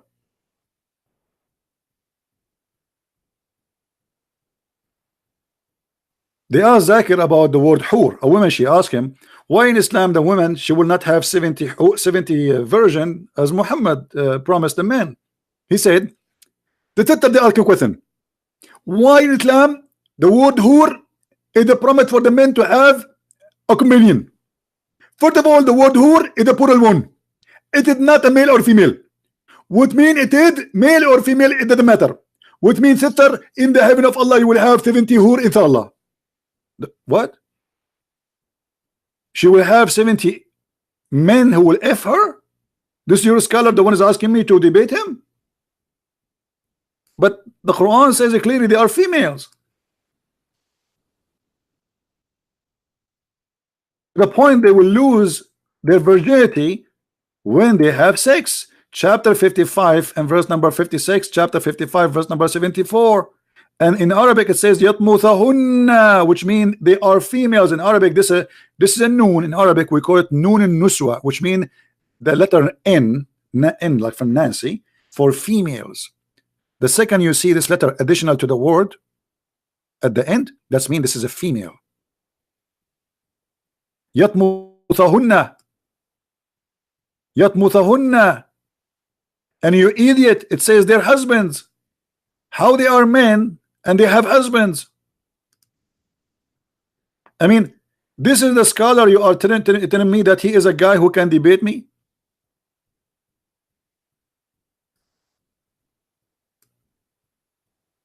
And by the way, here the translation is absolutely false. They say no genie, no man touched them. Doesn't say that.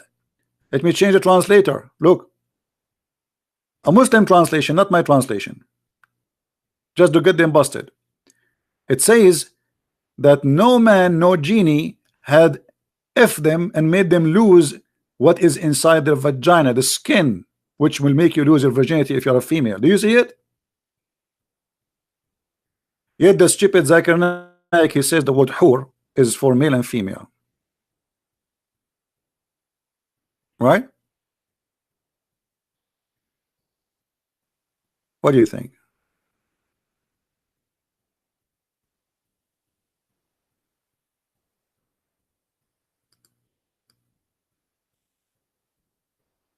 Any Abdul?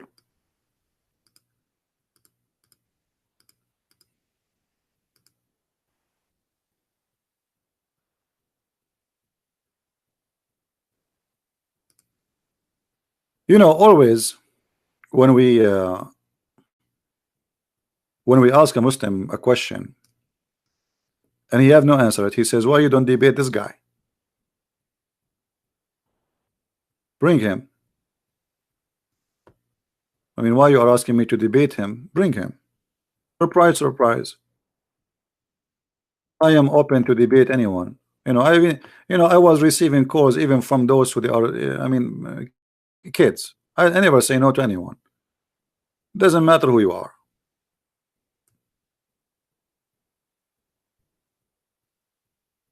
right? Doesn't matter who you are. I don't care.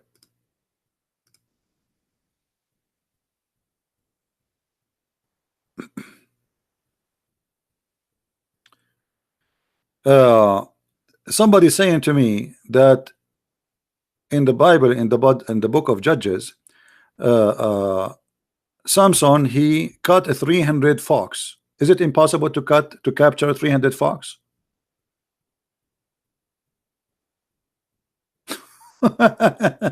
This is a fairy tale. They light fire on them and they let them go in the field, and the fire spread all over. Eh, you can say whatever you want.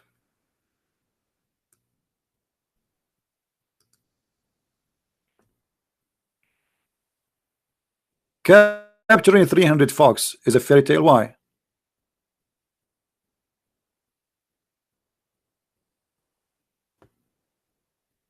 Why it is a fairy tale? Are you saying in the time of Solomon there was only two foxes, you and the other one, and you and your dad? Is that what you mean? And that in the time of Samson, there's only two foxes, you and your dad. So what the problem with 300 foxes? We can change the number for you if you want. We make it yeah, we make it 1,000. Anyway,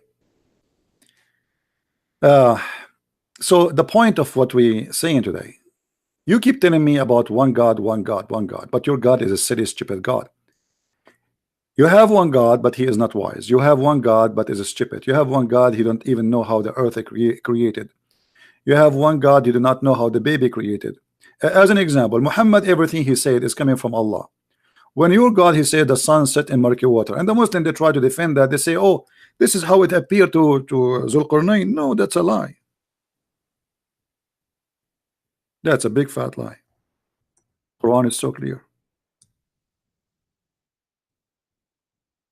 Read with me carefully. Allah is talking until now, not Zulqarnain, until when he reached the sitting place of the sun. He reached what? Where is the sitting place of the sun? The guy, Allah, he gave him the way. Allah gave him victory. And then he stopped where? Until he reached the sitting place of the sun. But this is a journey of many years, not a day or two. The guy supposedly he controlled the earth from the east to the west. This is what the Quran is speaking about. Ask Allah where is the location where the sun set? Where is that? And he found next to it people who live there. And he found it sitting in the murky water. The Muslim today, to cover the shame of the Quran, they say, oh no, no, no, no. This is how it appeared in the eyes, in the eyesight of this guy, Zulqarnain. Lie. Let us get you busted.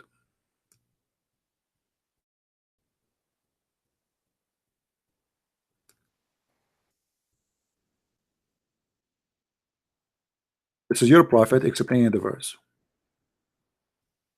I was sitting behind the messenger of Allah, SAWSFM, whatever does that mean, radio, who was riding a donkey while the sun was setting. He asked, do you know where this set? I replied, Allah and his messenger knows best. As usual, always they associate the knowledge of Allah with the knowledge of a man. His name is Muhammad. And by the way, this is Sahih chain hadith. So they cannot say to us, this is weak and this garbage, you know. I replied, Allah and his apostle knows best. He said, who? He who? Muhammad. It's set in a spring of warm water.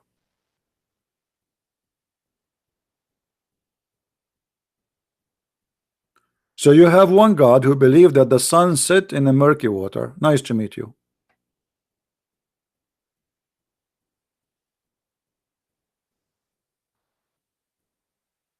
I'm not going to keep the video longer.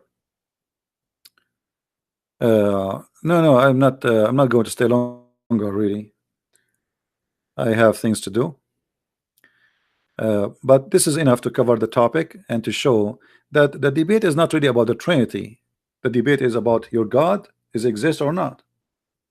Trinity is just how we as a Christian believe that God nature is. God, he taught us about himself. Still we believe in one God.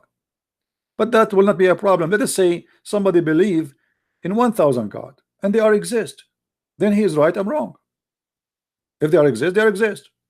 So having one God or two God or three God, it will not make any difference. The question is your God is exist?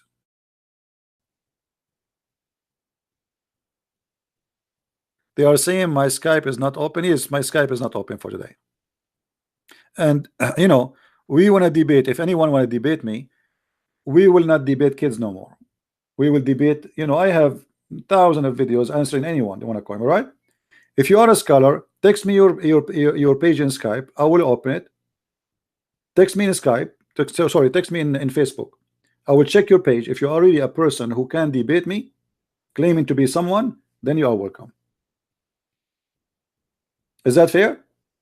Muslim, they keep complaining that Christian Prince is debating kids.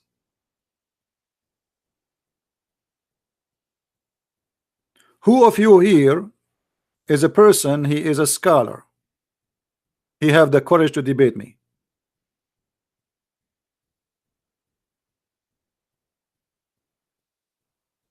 Anyone? Right now. Not tomorrow. Who of you he is like a person who have an Islamic center, he have a PhD in Islam, something, you know, so they will not say I did beat an idiot.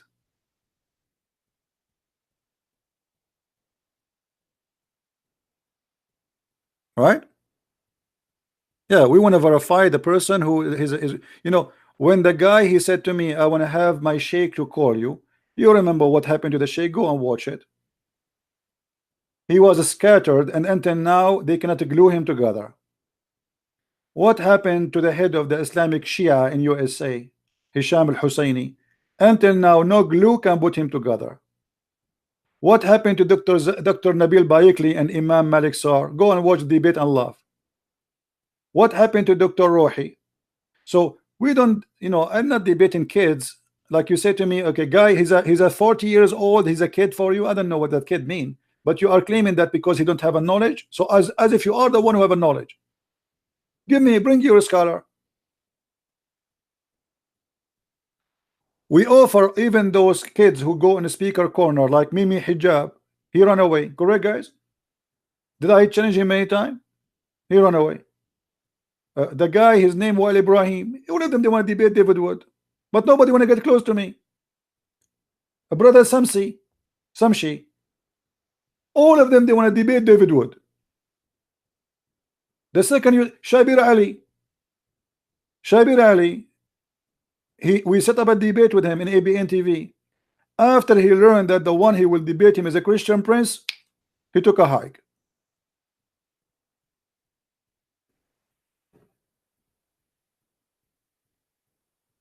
You Muslims are running away.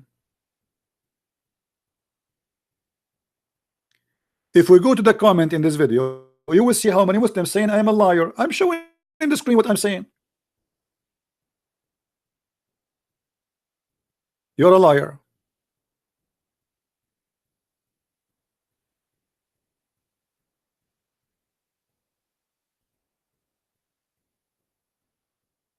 I am a liar, or your prophet is a liar. The sun set in the murky water, hot water. No wonder the sun is hot. I was wondering why the sun is hot. Now I know. So my friend, to make it simple, you might disagree, you might agree with the Christians about what they believe, but we have the amazing wise God. Compare any speech Jesus said with the best you have in the Quran, and you will find the Quran is the most silly, stupid book ever. And we cannot compare anything Jesus said with anything Muhammad he said.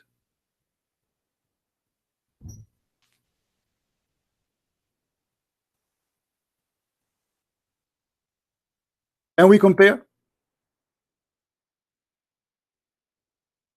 We cannot. Choose anything, the best you have.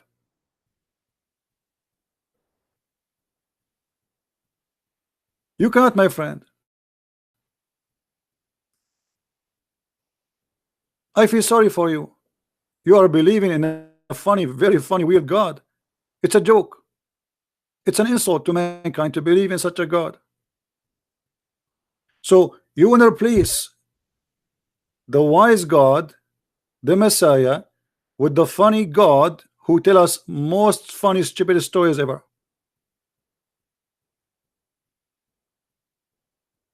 I will give an example of Jesus speaking. Shall we? Can you tell me if Jesus speak as God or he speak as a man?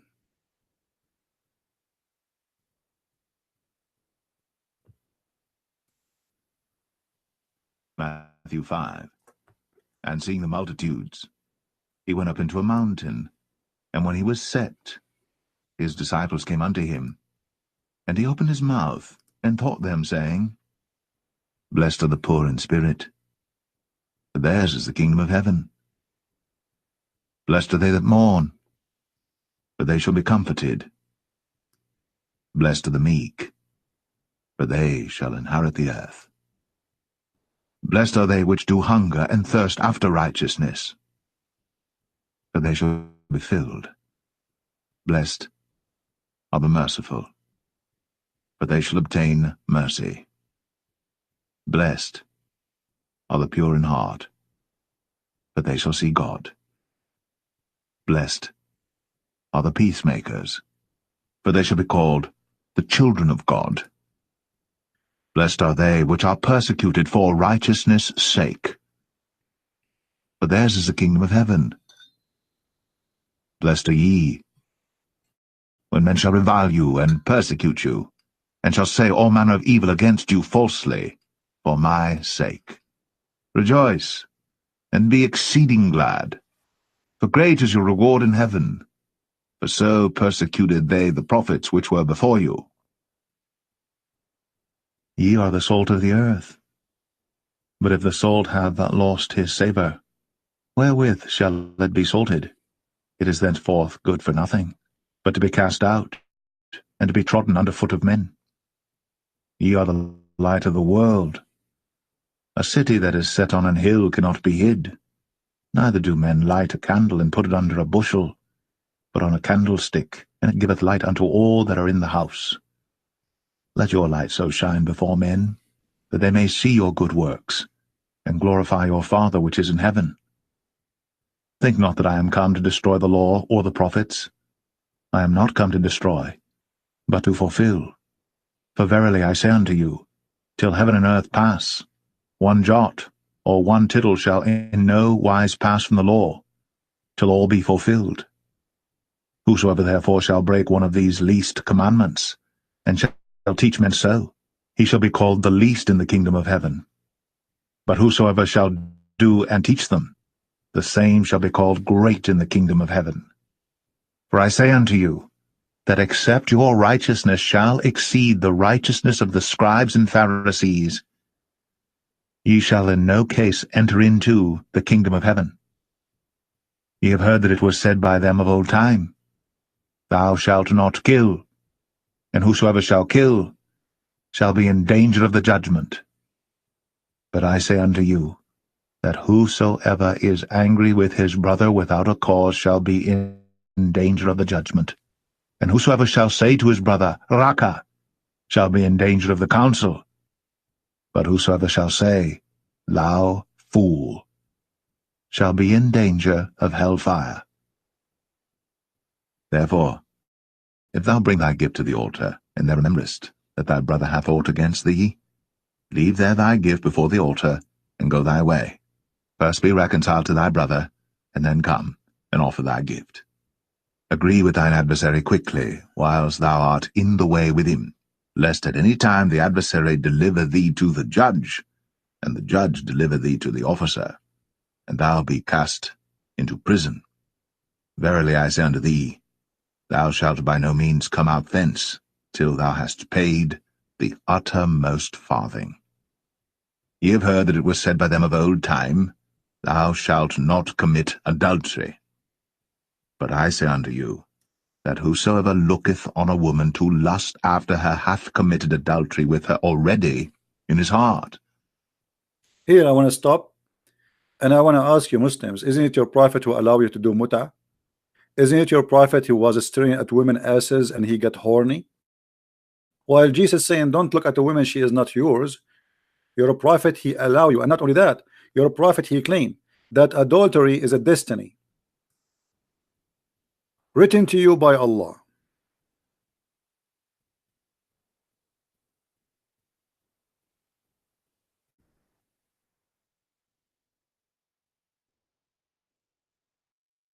Written to you by Allah.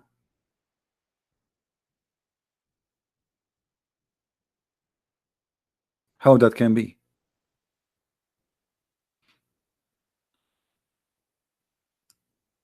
The Prophet BBBUHFMGG said, Allah has written the very partition of zina. Zina mean adultery, which man will indulge. If you do adultery, it is not your choice, it's Allah. If you get horny because you saw a woman, she is walking in front of you, that's because Allah, he made that happen to you. So what Muhammad is saying, you are going to commit adultery as Allah decide for you, not what you decide. Do you see it? Am I saying something not there? I'm giving false translation. This is your translation.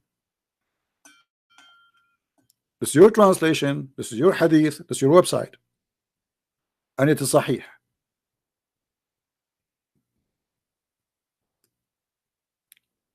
So when the Muslim they say to us that adultery is forbidden in Islam, it's a lie. Adultery is a fate of Allah. Allah, he like you to do adultery. He decide for you before he created you how much adultery you would do. Do you see it? Allah fixed the very partition of adultery which man will do, and you cannot escape from it. Do you see it?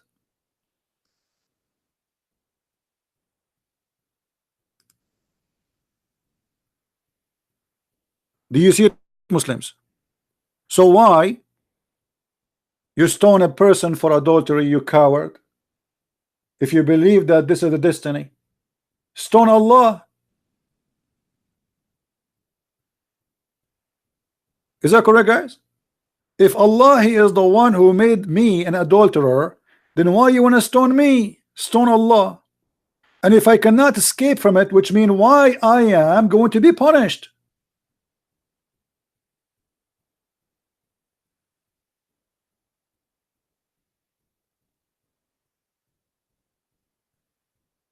No, my Quran translation is not really complete. I'm going slow in it because I'm being careful in translation. Have patience with me, guys. So do you see, guys? Why you punish a woman for adultery then? Why you punish a man for adultery? This is a crazy cult. If I cannot escape from what Allah wrote for me about how much adultery I will do, you punish me for what you decide for me before you created me.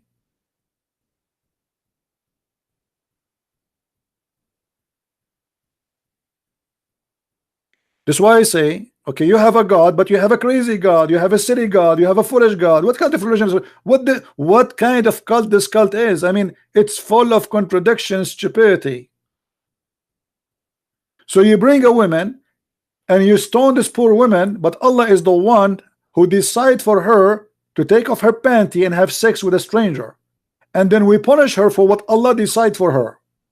Where is justice?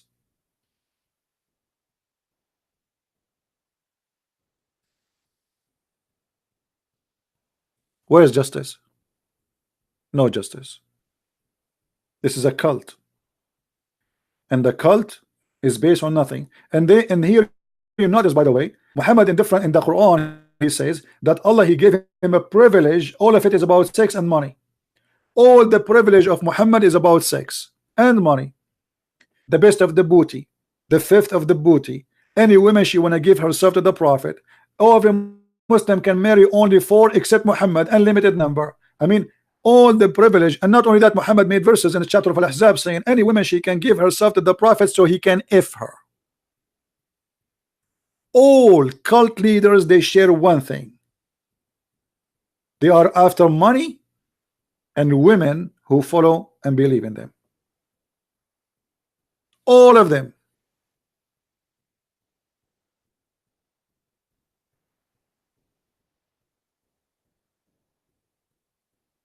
You might find a priest, he's a child molester, but he is a priest of the devil, not a priest of Jesus. Jesus says it's better for you to put a milestone in your neck before you harm the little one. That is Jesus. The Muslim, they say to us, how Jesus can be God, but yet he came to earth as a man. But how he can be just a man? He never commit adultery, and he never commit sin, and he never proven of sin. And not only that, as you see, he did not get married and have kids.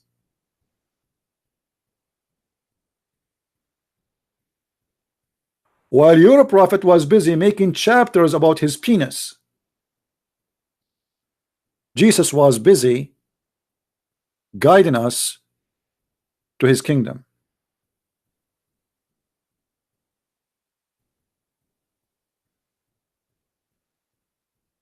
Even Muhammad, when he speak about privilege Allah he gave him, if you have my book 6 and Allah, you will see that one of the privilege of Muhammad, which is very funny, proving to us again Muhammad to be a false cult leader, that Allah will give him the power of 40 men of the people of heaven. But every man of the people of heaven will have the power of 100 men on earth. That's mean Muhammad, he will have the power of 4,000 men in heaven for sex. This is God promise. God, he promised Muhammad to have a power of 4,000 men for sex in heaven. All cult leaders, they share the same thing. They try to seduce you by sex, by money, by you name it. I mean, whatever can seduce a man or a woman. Endless penis, 70 years orgasm, power of 40,000 men in heaven. Your penis will never go sleep. Have you ever heard of a God? He promised people that their penis will never go sleep. What is that? What kind of God is God? Allah, he sent a message to Muhammad saying, your penis will not sleep. This is God teaching now.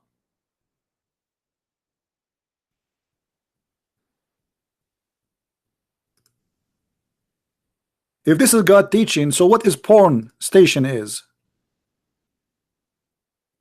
It's like a commercial for a Viagra.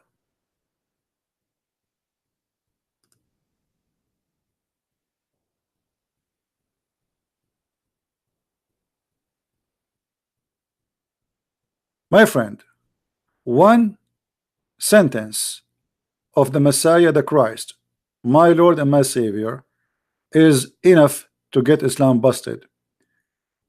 The Lord, he said, from their fruits you shall know them. And this is the fruits of Muhammad. This is the fruits of their God Allah. I do not need to read tons of books. I do not need to study to have a PhD in Islam, even though I know more than all of them. They do claim have a PhD, but just one page of this cult is enough to prove to me that it is a cult.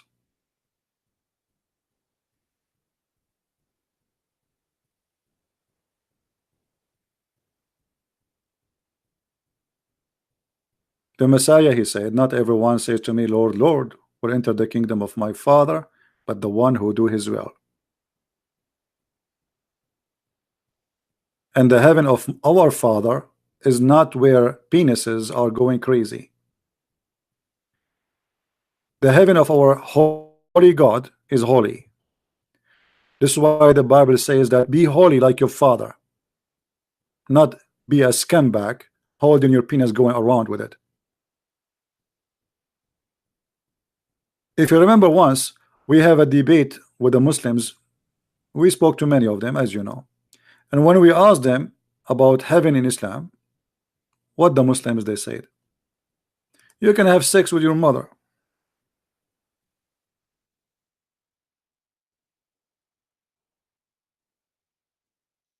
I don't know how many of you downloaded those videos because they are priceless. Explain to you really what this cult is about.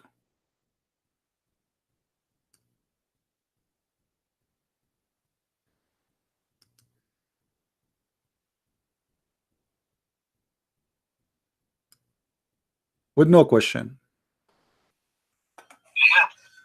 Can you hear me? Yes, mute YouTube, please. Sorry? Mute YouTube so we don't have double voice. What do you want to say to us, Yes. Mr. Ras? Why you are upset? You said Why are you slandering the you said this guy Nothing is a fraud. Sin in heaven. Huh? Nothing is sin in heaven. Thank you very much. This is what I'm saying. In the heaven, you can have sex with the goat. It's fine for you, right? Nothing sin. There's no sin. You can have sex with your mother. Okay. Yes. Well, okay. So you are proud about having sex with your mother. You and your father, you will have sex with the same woman, which is your mother. Anything is fun. Everything comes from God in heaven. No problem. So in the heaven of Allah, you will have a threesome. You and your father and your mother in the bed. Okay. And you don't see that there's something wrong with that. And look how he say, okay. I mean, well, so what the problem? I look like he's in the conversation here, the Muslim speaking to me as if I am the idiot.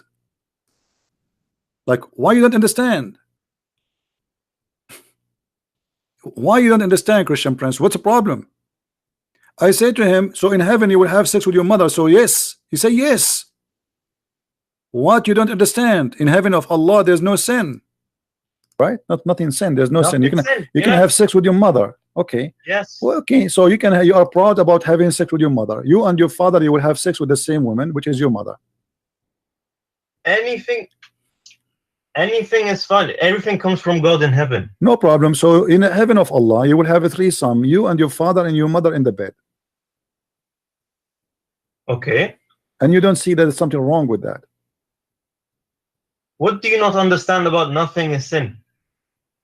Well, I'm just trying to understand, my friend. You see, I'm not smart like you. We think it's sin due to our social structure. If Zakir Naik, I'm not trying to insult, by the way. I'm not trying to insult. Don't take me wrong, please. You know, I don't know you. Okay, no, I'm not trying to insult. If Zakir Naik, he want to have sex with your sister, and you like your sister, so are you willing, you and Zakir Naik, to share your sister together? In this case, Zakir Naik in heaven, he would have a situation in which he could. He could. So you and your sister and your Zakir Naik in one bed. But it wouldn't be wouldn't be my sister. Why not? In heaven, think of it as anything can happen. Well, anything can happen. So your sister, it's possible that you and Zakir Naik having sex with your sister in the same time. That's amazing. I mean, what I can say. This is beautiful, my friend. I'm really in touch. I'm thinking now to convert to Islam. And can you tell me what is the wisdom behind this? Why? Why your sister and Zakir Naik and you in the bed and you don't see that there's something wrong with that? Why you think there's nothing wrong with that? Look, okay, due to our social structure and morals, yes, it's wrong. But when you get to heaven, anything can happen. Anything can happen. Yes. What if somebody want to have sex with the Prophet Muhammad, peace upon him? If it's in heaven, yes. So the Prophet, he will take off his panty, he will bend over, and we will see somebody doing him from his behind. In my heaven, yes. Okay, that's wonderful. And did you hear it? Did you hear it? Even their prophet will be effed. In my heaven, yes. What the problem? Now please download those videos, spread them around, because those expose a lot of Islam. This is the link if you like to download and share around. You see, if I say those things from my own, you will not believe it. Those are Muslims, and they are quoting me, and they are upset, and they are defending their religion, and they claim that they are people of knowledge.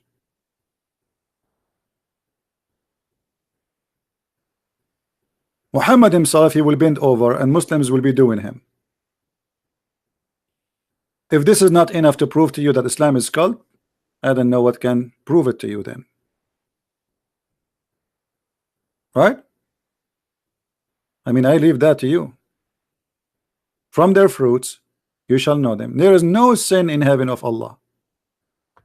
No sin. Well, I agree there's no sin, but you are doing sin there. I agree there's no sin should be in the heaven, but sleeping with your mother is okay. Sleeping with your sister is okay. Sleeping with your daughter is okay. Sleeping with the Prophet Muhammad is okay. Men sleeping together. No sin in Allah heaven. We got it. Thank you guys for being here. May the Lord bless you, and don't forget please to download the video and share it around, and until I will see you again, this is the Christian Prince. I love you all. Christ is Lord, Islam is false, and see you soon again. Bye-bye.